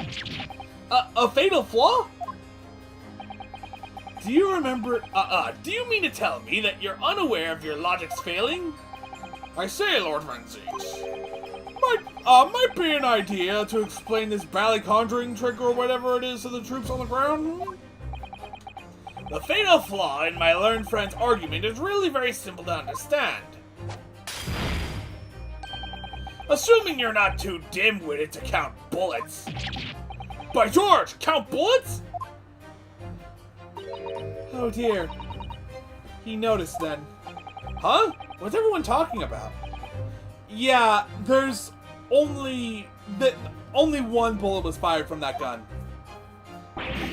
Yes, sir? Tell the court, how many bullets were found at the scene of the crime? Two bullets. Correct. The first, that which hit the victim in the back, ending his life. And the second, that which struck the detective, Mr. Herlock Sholmes, on his arrival at the scene. Indeed. The defense has presented a picture showing the damage caused by the second bullet earlier in this proceedings. The bullet which injured Mr. Sholmes appears to have passed through the body to strike the calendar. Therefore, they could not have shot Mr. Windibank. Your lordship's understanding is correct. Furthermore, we know there are two firearms involved in the incident. The revolver belonging to the victim, Mr. Windibank, and the Skulkin brothers' revolver. The evidence shows that a single bullet was fired from each gun. Yes, indeed it does. A single bullet from each. Now then, my learned friend. You yourself told the court moments ago that these two brothers shot Mr. Herlock Sholmes right before your eyes. Yes, I did. Oh my goodness! I think you'll find that if a single bullet was fired from the brother's gun and hit Mr. Sholmes, it means Winnebank was not shot by the same gun. Stop! Only one bullet. Stop! Exactly. Yes, this Nipponiese street performer presented an ostensibly credible argument. However, it was never anything more than a diversionary trick with no hope of standing up to scrutiny.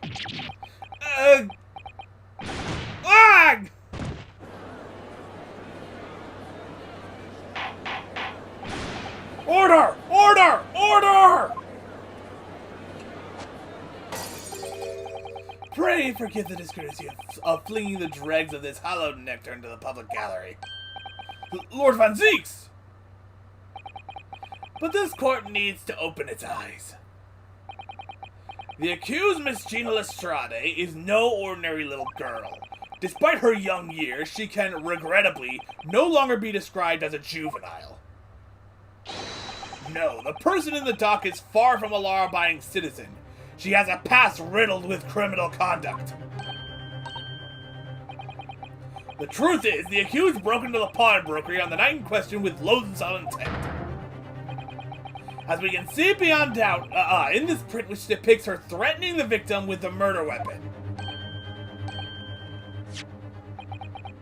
And I have here in my possession one more piece of evidence the prosecution wishes to present. That disc.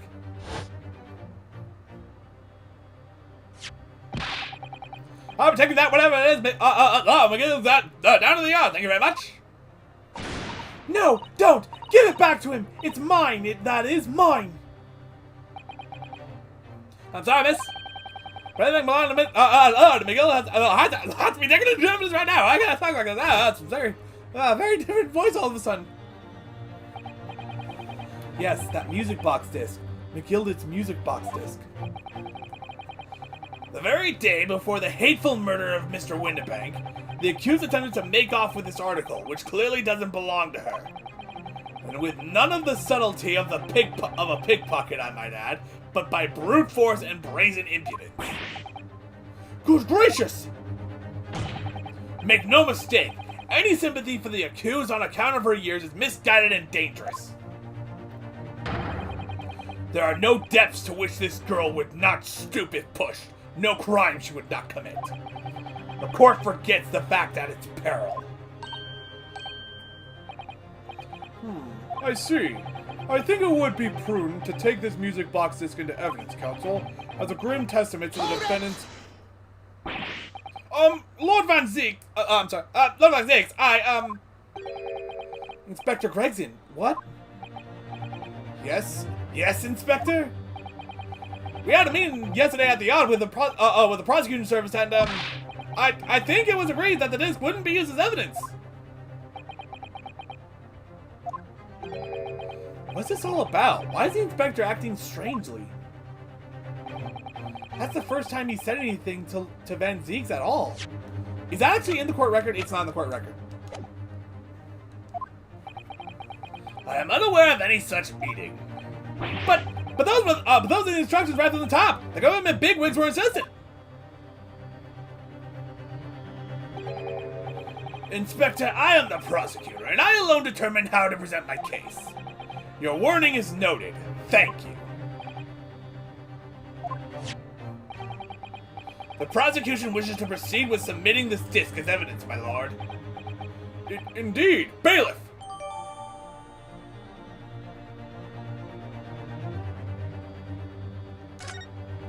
It just hit me. The music box contains... This is how they're leaking the information. This is how they're leaking the information. Here.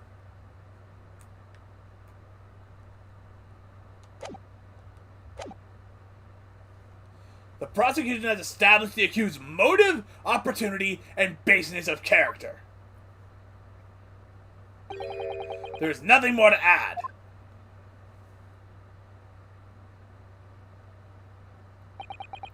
Ladies and gentlemen of the jury, I await your informed decisions.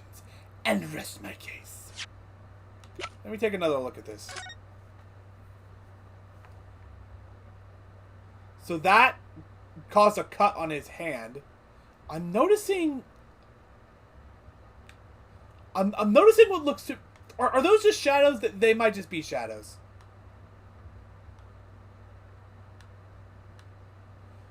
From the, But it kind of looks like more blood. Again, they might just be shadows. And I'm just an idiot. Those are fucking sharp. Why do they have to be so sharp?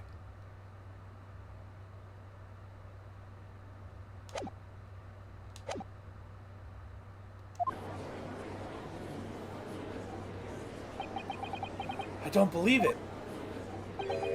I had the jury on my side for once. For all of 5 minutes. Oh dear. It wasn't even for 5 minutes, Runo. My lord! Wonder if I might say something at this point. Proceed, Mr. Foreman. Been stumbling about in a bit of a fog up to now, if truth be told, but all of a sudden, the answer's barely obvious to me and my men. There's only one thing for it. Oh no. Very well, the court will hear from the jury. Ladies and gentlemen, you will present your leanings as the defendant's culpability. Guilty. Guilty. Guilty. Guilty. Guilty. Guilty.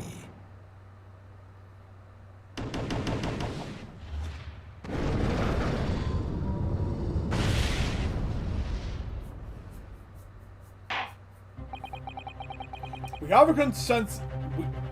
We have a consensus amongst the jury, it seems.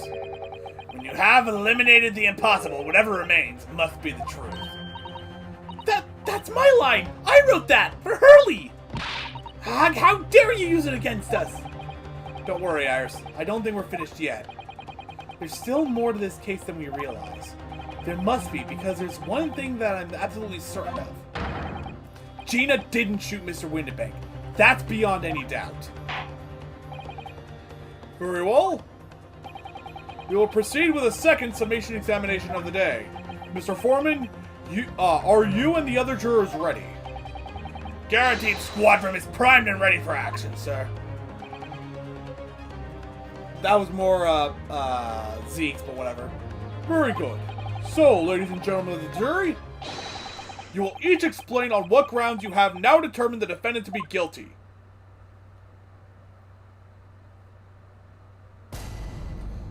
Judicial findings. Once a rogue, always a rogue, I say. Different breed to us law-abiding citizens.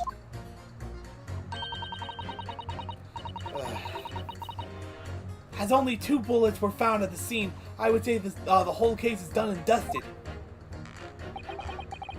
You don't need a stereoscope to see the truth here.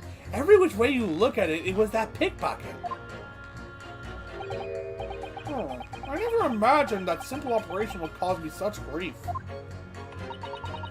The accused attempted a theft on the previous day. I can see I'm in for a busy day ahead. I am ballistics expert. I have seen many shootings. There is nothing I do not know about guns.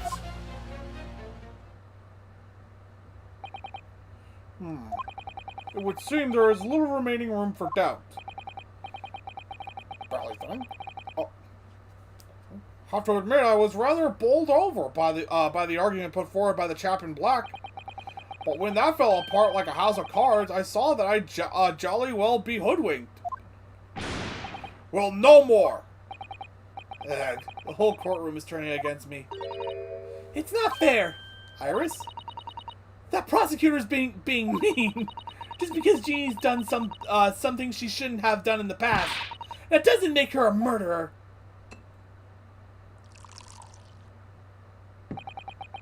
Allow me to savor this fruity vintage while I savor the spectacle of your fruitless debate on the matter. Here's to the truth coming out, eventually.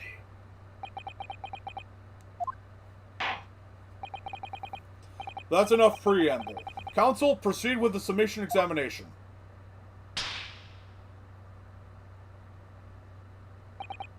Yes, my lord.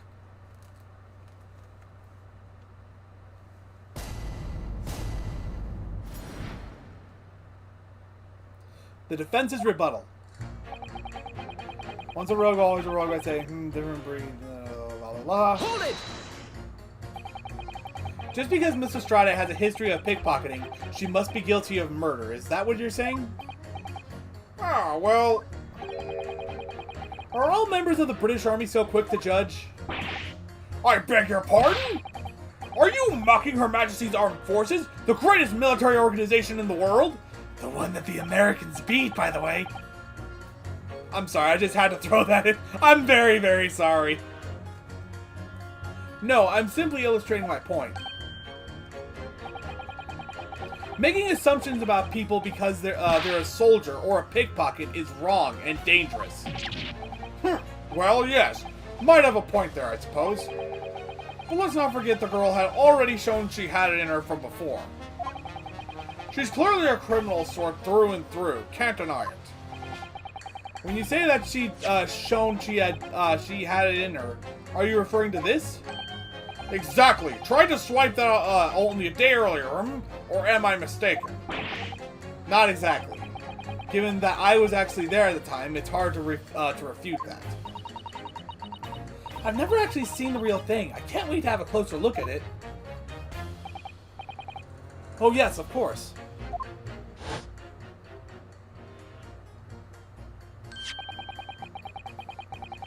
Mr. Sholmes did use his caramel bars to make a copy of the disc, didn't he? And then he ordered every type of music box he could find from across Europe.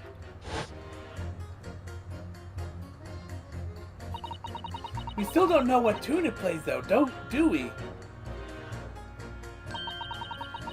But I'd love to see how the original compares to Hurley's copy. McGilded's disc. Could it be a clue somehow? Perhaps we should examine it in more detail. It's telling me to examine it, but is there something I'm missing?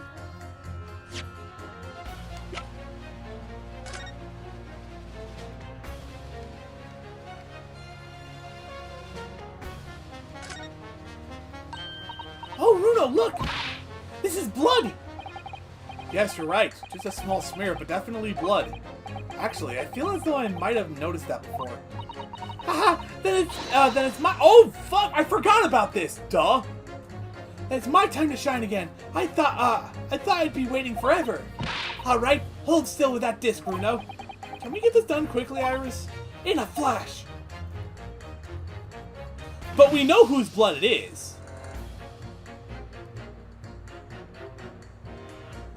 Huh?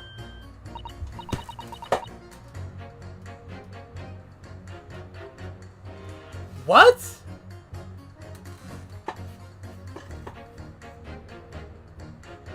What is...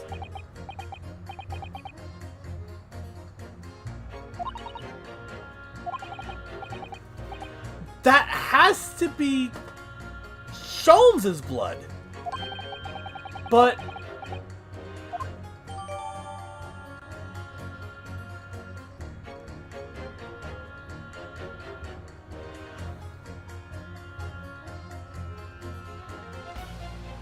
it's not Sholmes' blood.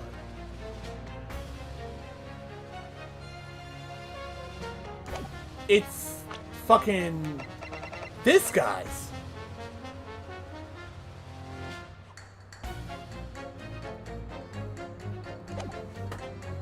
Green is that guy's blood, not Sholmes.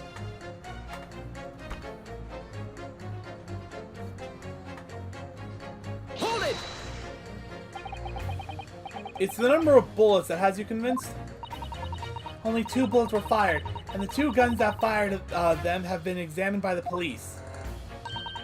When the parlor maid, when the parlor maid asks me how many are invited for dinner, I always tell her to count the table settings. Well, that's logical, I suppose. Although... Yes?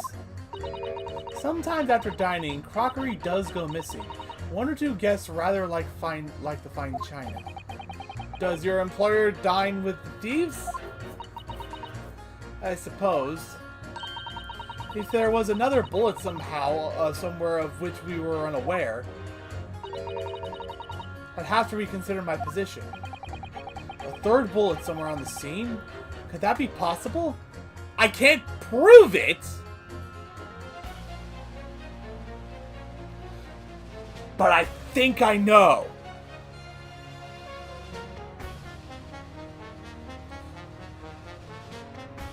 The third bullet is inside Sholmes. Or at least it was. The bullet didn't go through him.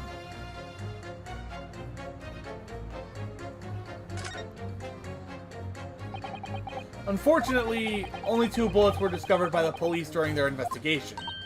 Yes, I know. Right. I don't imagine the good men of Scotland Yard would have overlooked anything.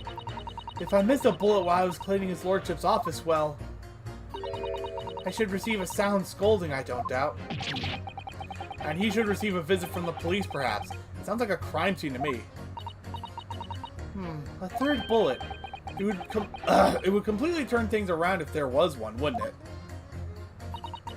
Do you think we might find one lying around somewhere? Excuse me.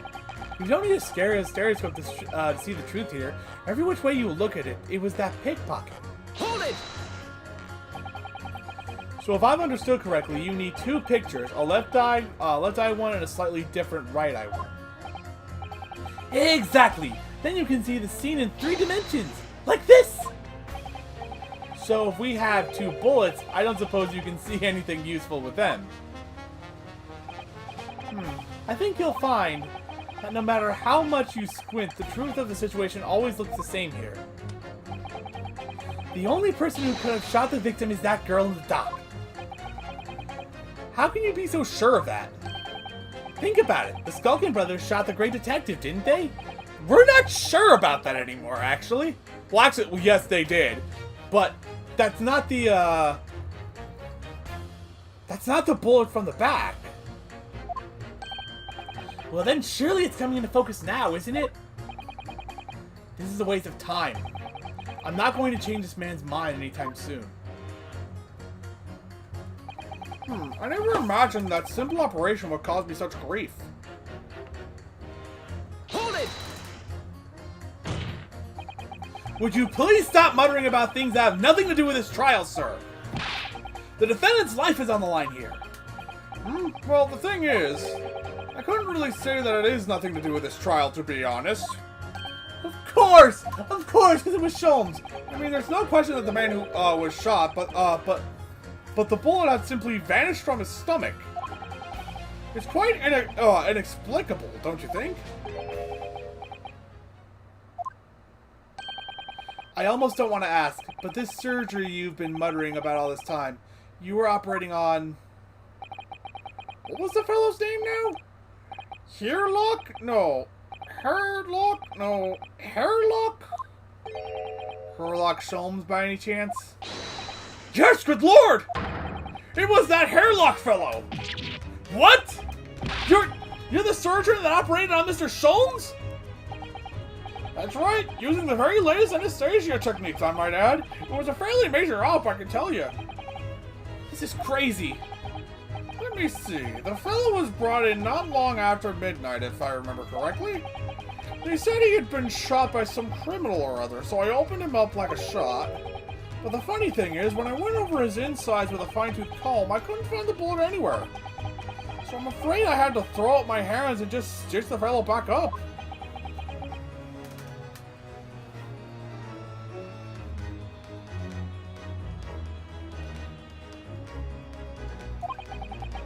I hate to state the obvious, but...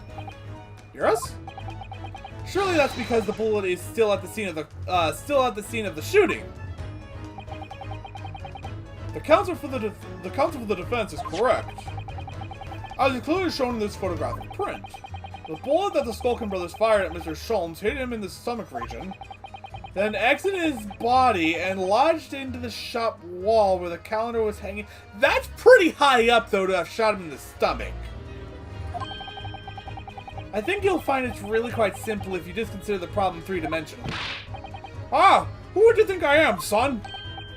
Well, juror number 4 is about the best I can do. As soon as I saw the wound in the man's stomach, I flipped him over. Like a pancake? Are you saying that you checked his back? Of course I did, and there wasn't a trace of injury. No sign that the bullet had left the body at all. What? That's the point! The only logical conclusion was the bullet was still somewhere in the man's innards. Which is exactly why I said about slicing him up. And I'm still none the wiser even now. How many times do I have to say it? Can somebody please explain how it happened? Can somebody please solve the mystery? It's almost as much of a mystery as how this jury was put together. The mystery of where that bullet ended up is infuriating. Where's an expert when you need one? Well, I mean, we have one right here. Those two statements clearly contradict the idea that all I do is pit juries against each other. Oh, a ballistics expert! Pitching. P-I-T-T. On the night in question, Mr. Sholmes was shot by one of the Skulkin brothers. But since there are no sign of an exit wound on his back, we must assume that the bullet didn't pass through him. However, no bullet was found lodged in Mr. Sholmes' body either. Furthermore, a bullet was found lodged in the wall of the shop where Mr. Sholmes was shot. Juror number 6. Hello, my name is Villain. Pleased to meet you. This apparent contradiction in the facts is that is so clearly troubling juror number 4. Are you able to explain the mystery? I have seen very similar situation in Motherland. It was night. There was blizzard. I was running away from along Mountain Road in freezing cold. Golly! The snow was piling high on both sides of the road. It was very narrow and dangerous. My pursuers had hunting rifles and they were on dog sleds. Mental note: don't ask too many questions. I was shot from behind and I fell down in snow. And this situation was very similar to what I hear today from Doctor. They could not find bullets in my body. And no sign of, how do you say, exit wound. Then where did the bullet go? Bullet never hit me. What? Well, if it never hit you, why did you fall down? Bullet hit frozen wall of ice very close to my side. What? One small piece, very sharp, broke away from lump of ice and pierced my body. It made a deep wound that looked just like bullet wound. Good gracious! Of course, piece of ice quickly melted inside me. And that is solution to mystery of disappearing bullets. Ice? Are we saying that he was shot with an ice bullet? But that doesn't answer the question at all. The shooting happened in a pawnbroker's shop. Not some snowy mountain road in another country. Just an idea, but we might not be looking at exactly the same scenario here. Bruno, where exactly was Hurley shot again? Well, according to the report, in his stomach. Sort of around this area, I think. Well, that's precisely where he always wears a little pouch on his belt. A pouch? Actually, I might have noticed something like that. Yes, a pouch. It's where he keeps 3 glass vials of very dangerous chemicals that he uses in his investigations. What? Really? Doctor, where's the pouch Mr. Sholmes was wearing? Well, the fellow had nothing like that on his person when we arrived at the hospital, as far as I remember. If I may. Lord Van Zeeks? While I realize it is forbidden for the prosecution to interject during a summation examination, I should inform the defense that I have the pouch in question in the antechamber outside the courtroom. Sorry? As I understand it, when the police arrived on the scene and found Mr. Sholmes injured, they removed the pouch in order to assess the wound. Ah, thank goodness! I thought I was getting forgetful for a moment. Since then, it has been in my safekeeping along with all other evidence relating to the case. I can personally vouch for the fact that it has not been touched since the incident occurred. Very well. While extremely unconventional during a summation examination, I must demand the prosecution presents the item in question with all speed. Bring forth Mr. Herlock Sholmes' pouch! I see.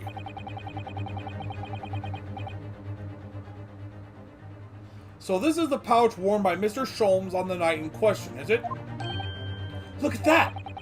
One of the files is broken and the leather around it is scorched black. It's almost as if the file exploded. Exploded? So that night, the bullet from the Skulkin Brothers' gun struck Mr. Sholmes' pouch. And it was the glass file exploding that caused the fellow's injury. His bullet did not penetrate Wigton, but was deflected into Wall's shop.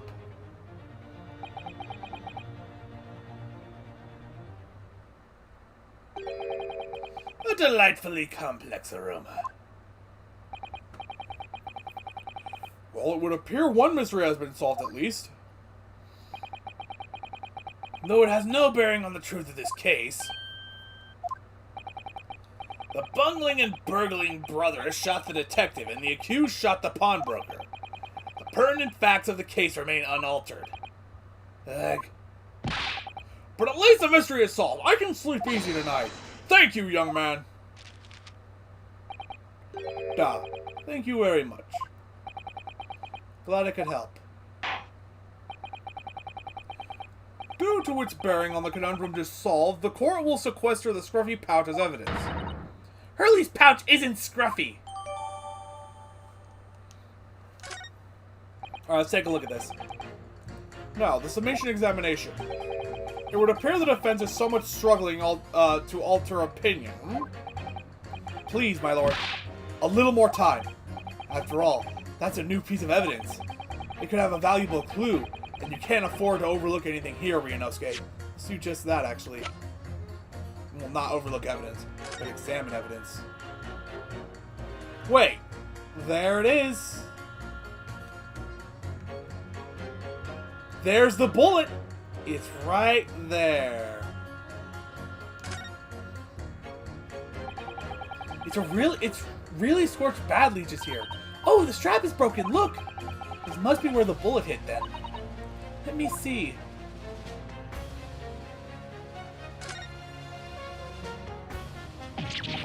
What the? Iris, look! Behind where the broken file was. Do you see it? Ah, that's right! That's a Skulkin's brother's bullet! What a stroke of luck that hit his pouch. This is an amazing discovery. What this means is, there were 3 bullets fired at Windibanks that night. We found exactly what the juror was talking about. The 3rd bullet! It's time to press that juror again, I think. The 3rd bullet. Here we go.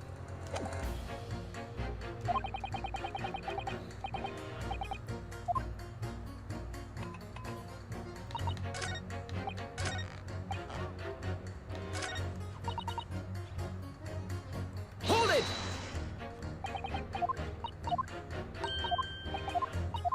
Skipping through all the text.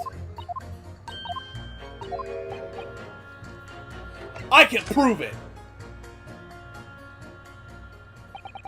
Allow me to show you then. The 3rd bullet. Take that! Here it is. We discovered it just now. Yes, on the night in question in Windibank's pawnbrokery, another bullet was fired. Hold it! What is this new trickery, you Neepenny's conjurer? Where did you find that bullet? It was lodged inside Mr. Sholmes' pouch. What? This pouch was removed from around Mr. Sholmes' waist before he was taken to the hospital, and since then it has been touched by no one. Do you mean to say the shot fired by the Skulkin brothers that night? Yes, as your lordship has surmised, it hit this pouch. But that makes no sense whatsoever. We already know the whereabouts of the bullet fired at Mr. Sholmes. It is clearly visible in this photographic print.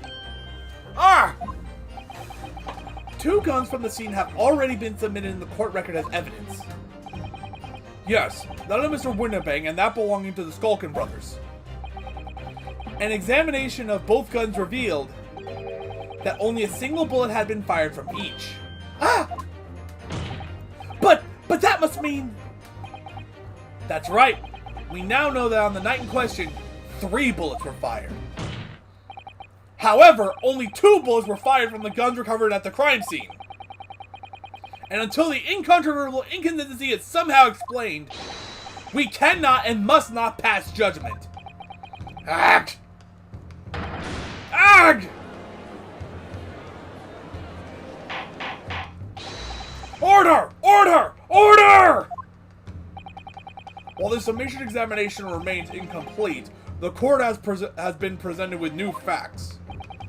Facts that would appear to shake the very foundations upon which the case against the defendant has been built. As is my prerogative in this situation, I hereby temporarily suspend the summation examination. By Jupiter! What? Bailiff, bring the witnesses back to the stand at once.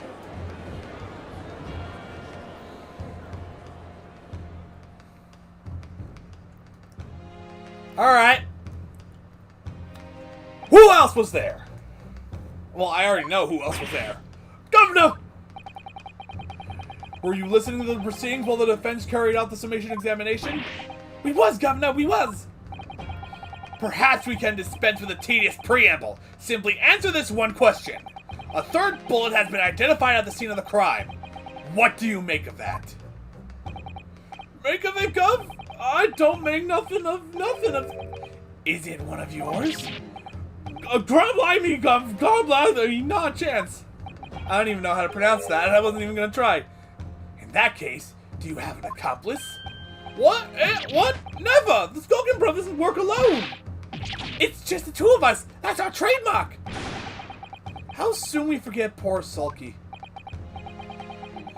Only 2 bullets from the crime scene originated from the firearms we have in evidence.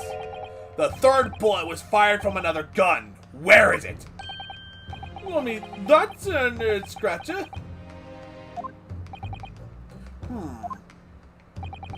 Counsel for the defense? Yes? I should like to hear your thoughts regarding these new developments. The 3rd bullet, and the mysterious missing firearm from whence it came. Thinking back over all the testimony we've heard and all the evidence we've seen, I think I'm starting to form a picture of what really happened that night. My lord, I think it's clear what this 3rd bullet tells us about the Skulkin brothers. They had a secret accomplice. On the night at Winnebank's pawnbrokery, the brothers must have been working with a 3rd man. Well, not necessarily working, but there was a 3rd man there. The witnesses are clearly doing their best to cover up the existence of this accomplice. But the evidence all points to the fact that there was someone else present. Someone carrying a gun. Objection!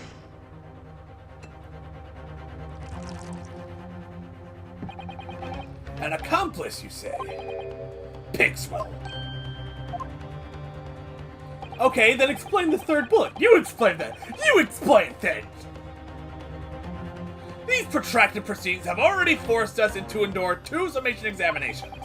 Yet in all that time, there has been not a murmur of a 3rd man. If this apparently wraith-like being exists, the court must be shown hard evidence. Without it, this fantasy will be crushed. Ag! The prosecution demands answers on 2 counts. Firstly, proof, evidence that this accomplice was ever at the scene of the crime. And secondly, the identity of this spurious character. The Skulkins are lying, I know that. But how can I ascertain the identity of the person they're hiding? Well, counsel, I'm supposed to prove the existence of this accomplice and reveal the person's identity even. In response to the prosecution's demand, my lord, the defense is ready to present answers. The defense is ready. I believe I can provide all the answers the prosecution demands. So, my Nepalese friend, despite the swimming eyes, you seem to think you have something to say. This promises to be interesting. I have to push forward now. There's no other option. I need to use every single piece of evidence available to me if it will make a difference. In that case, Counsel, I would ask you to present the evidence without delay. On the night in question, in the moments leading up to the death of the victim, what proof have you that there was a third intruder present at the crime scene? It would be in here. Take that! The evidence is right here, in this portfolio. By Jove! That portfolio again, is it? Do you expect the court to rifle through your papers itself? Be more specific! You claim one of those blood samples proves the presence of this third intruder? Well, which one is it? It is this one! Take that! What am I looking at here? There appears to be some green paint or such like around the bullet hole in the middle of the calendar. That's a bloodstain, my lord. A bloodstain? Green blood? Curious even for you. Is the court to understand that the intruder was some unhuman creature? It's something developed by Herlock Sholmes. By the great detective! New invention. Stop. Not yet appeared in stories. Stop. It's this, you see? It doesn't have a name yet, though. This fogger sprays a chemical that reacts to the different elements in people's blood to change its color. Different elements of people's blood? Yes, everyone's blood is slightly different, you see, because it's made up of different elements. By seeing what color it changes to, you can tell in a flash whose blood it is. Oh, that brings a whole extra dimension to looking at blood. Talk of blood in courtroom. Stop. Very exciting. Stop. As an example, this one shows the blood of the victim, Mr. Windibank. Ah, a striking blue. Yes, so you see, the green color of this bloodstain on the calendar shows that somebody else was shot in the main part of the shop. Now hold fire there, young man. Could be from some unrelated incident, couldn't it? No, it's not unrelated. The date showing on the calendar is the date on which Mr. Windibank was killed. By golly! Therefore, we can assume that whoever was shot on the same day. Then whose blood is it? Well, the Skulkin brothers in the stand don't appear to be suffering from any gunshot injuries. Which means it must be the blood of somebody else, the third intruder. Objection! Whose identity the court is still waiting to hear. You can't delay this any longer, my learned friend. Who is this alleged third intruder? Take that! The man's name is Egbert Benedict. Egbert Benedict? Who on earth are you talking about, Counsel? He paid a visit to Windibank's pawnbrokery on the afternoon before the incident took place. When the accused attempted to deceive the pawnbroker into releasing this article into her possession. That's right. The man identified by the defense, Mr. Egbert Benedict, then attempted to take the article from the defendant by force.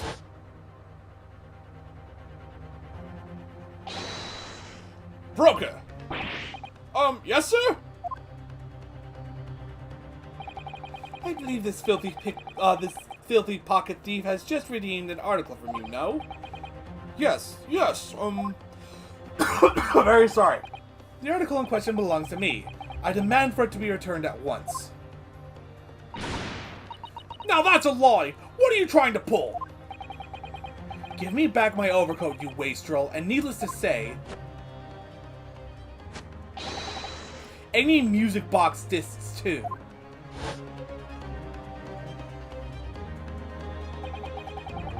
Inspector Gregson was there at the time and can attest to what happened. In the end, it was the inspector himself who took the disc. Can you corroborate this account, Inspector? Yes, my lord. That's more or less what happened. And in the interest of being thorough, I asked Windibank for a print showing the fellow. Taken from one of his red-hand recorded... oh, give me this. This is... Yes, that's him talking to Mr. Winnebank that morning. And you're playing this man as the brother's accomplice? Well, Mr. and Mr. Skulkin? Never seen the geezer before in me life. On me life, Gov, on me life, never seen him. Well, somewhat unsurprisingly, it appears our witnesses disagree with the assertion. I'm sure your lordship recalls my learned Nipponese friend's actual assertion, which was that he could prove the identity of the alleged accomplice. Yes, and I can. Then show us the evidence. I agree. We must see proof that that the clean-cut gentleman in the photograph is the filthy criminal you say he is. This is the last piece of evidence. I've had a feeling that something has been missing in this trial from the very start. But now, I'm going to drag it kicking and screaming into the courtroom. Are you ready to present your answer to the court then, counsel? It's either the portfolio with the music disc, or it's the music disc itself. Proof that the man pictured in this photographic print was in fact the person struck by the third bullet. Let me take a look at the portfolio. See if it shows it. Yep, it's green. Take that! That proof is right here, in this portfolio. Good gracious, counsel! Does that portfolio contain the answers to every question posed? I see you share my interest in claret-colored liquids, my Nipponese friend, but... Enough! The court demands to see further evidence! Which blood sample proves the man you identified was the one shot by the third bullet at the scene of the crime? Oh, well, it was this one, actually. Take that! As I mentioned before, on the afternoon on the day in question, the defendant attempted deceitfully, admittedly, to reclaim this disc from Winnebank's. Which is when the aforementioned Egbert Benedict appeared on the scene, I believe. This man then attempted to purloin the article from the defendant's possession, no? That's correct, my lord. I myself was present at the time. It was following this that a minor incident occurred.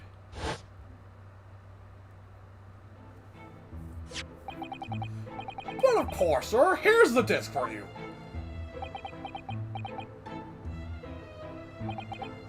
Very well. Then I shall bid you farewell. Say goodbye to style. Wait a minute! That disc is mine! Ah! What do you think you're doing, you little tramp? You've drawn blood, you filthy animal!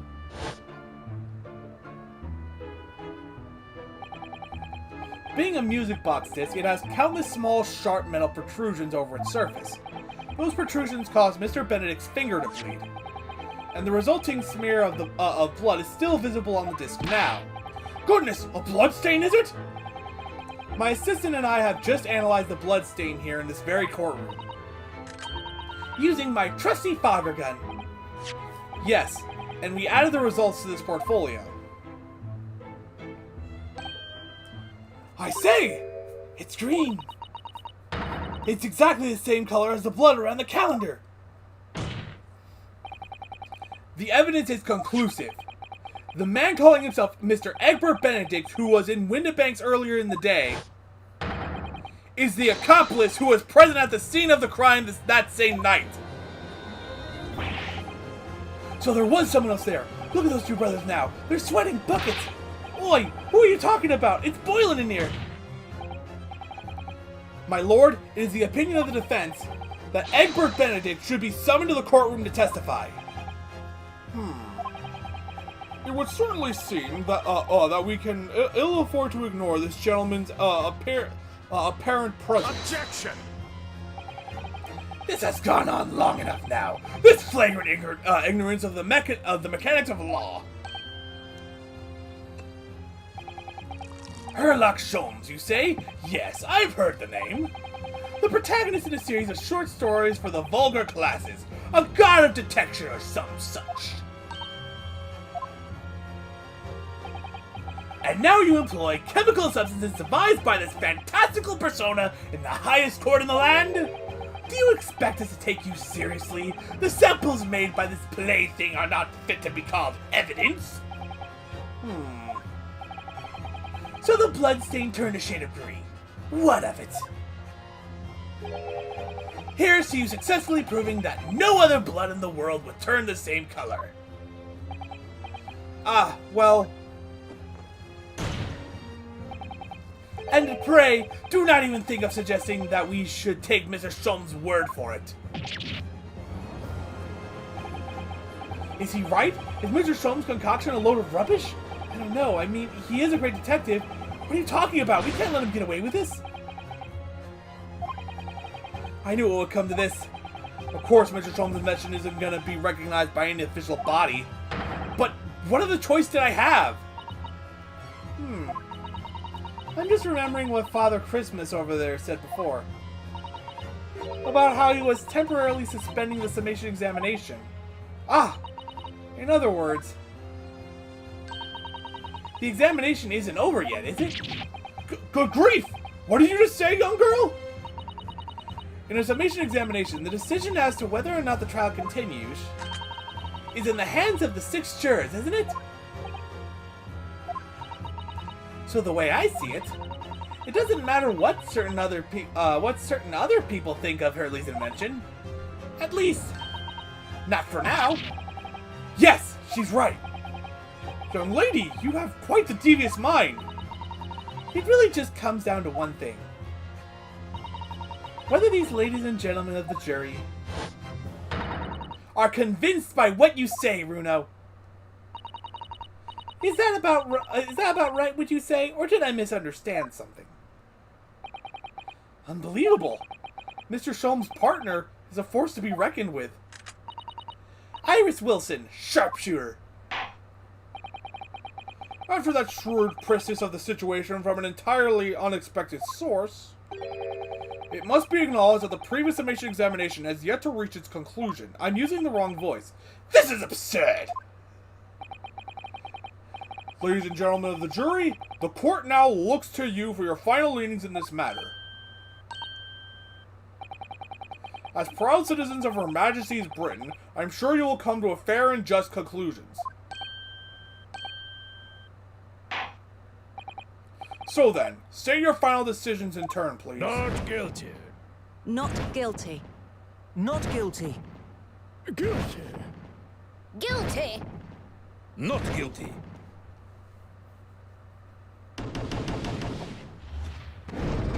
Multiple at once. 2 call guilty and 4 call not guilty. Such is the outcome of the summation examination. Objection! My lord, with all due respect, this is an outrage! The prosecution refuses to accept this decision. On what grounds? If these jurors are persuaded by some half-baked concoction devised by a pretender to the real police, Then they are too ignorant to be trusted with the judgment of anyone's guilt.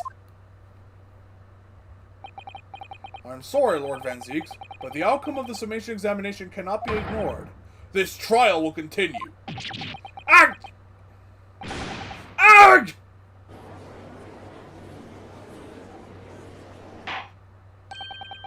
Nevertheless, we find ourselves in a rather awkward situation. The defense has very reasonably requested the subpoena of a new witness. But sadly, I fear that will be impossible. what? The name of the gentleman gave for himself, Egbert Benedict, is quite clearly false.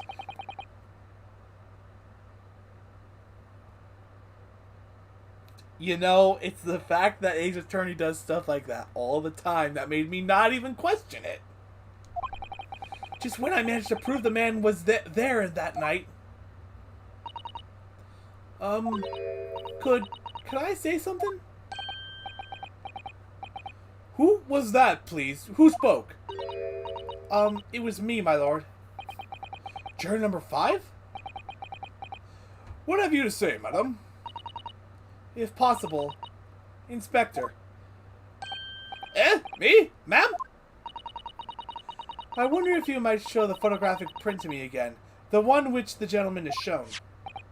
Ah, right, yes, this one, you mean? Of Miss Benedict?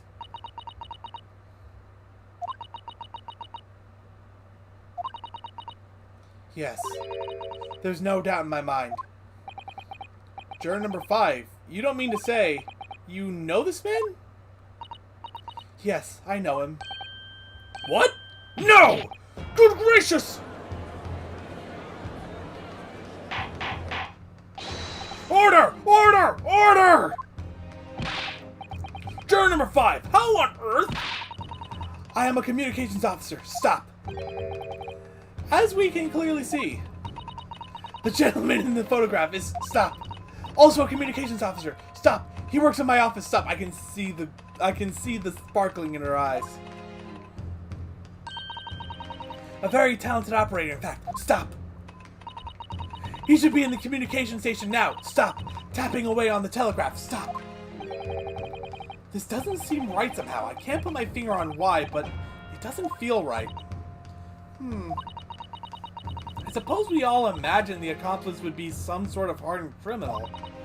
It's a bit unexpected to find out that he's a respectable job by day, well, whatever he gets up to at night.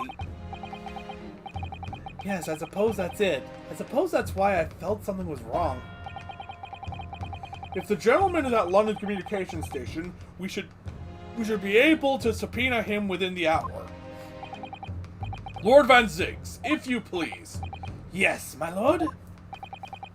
Make the necessary arrangements, with all haste. As your lordship bids. The court will recess for 1 hour.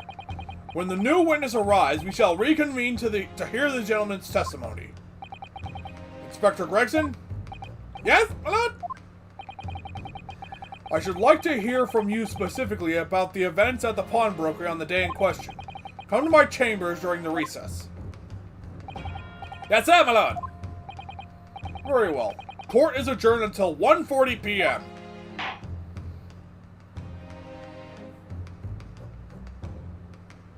To be continued. Alright, guys, I am so sorry it took me so long to get past the first testimony. I am very, very sorry. I am an idiot. Hopefully that won't happen in the next stream, in the next Greatest Attorney stream, which will be happening next week at 7 o'clock, assuming nothing goes wrong with what I do before these streams. But in between now and then, I will be playing Mass Effect Legendary Edition, specifically Mass Effect 3, and, well, we'll be continuing our fight against the Reapers. Alright, I will see you guys then. Also, I'll put something in the description later to help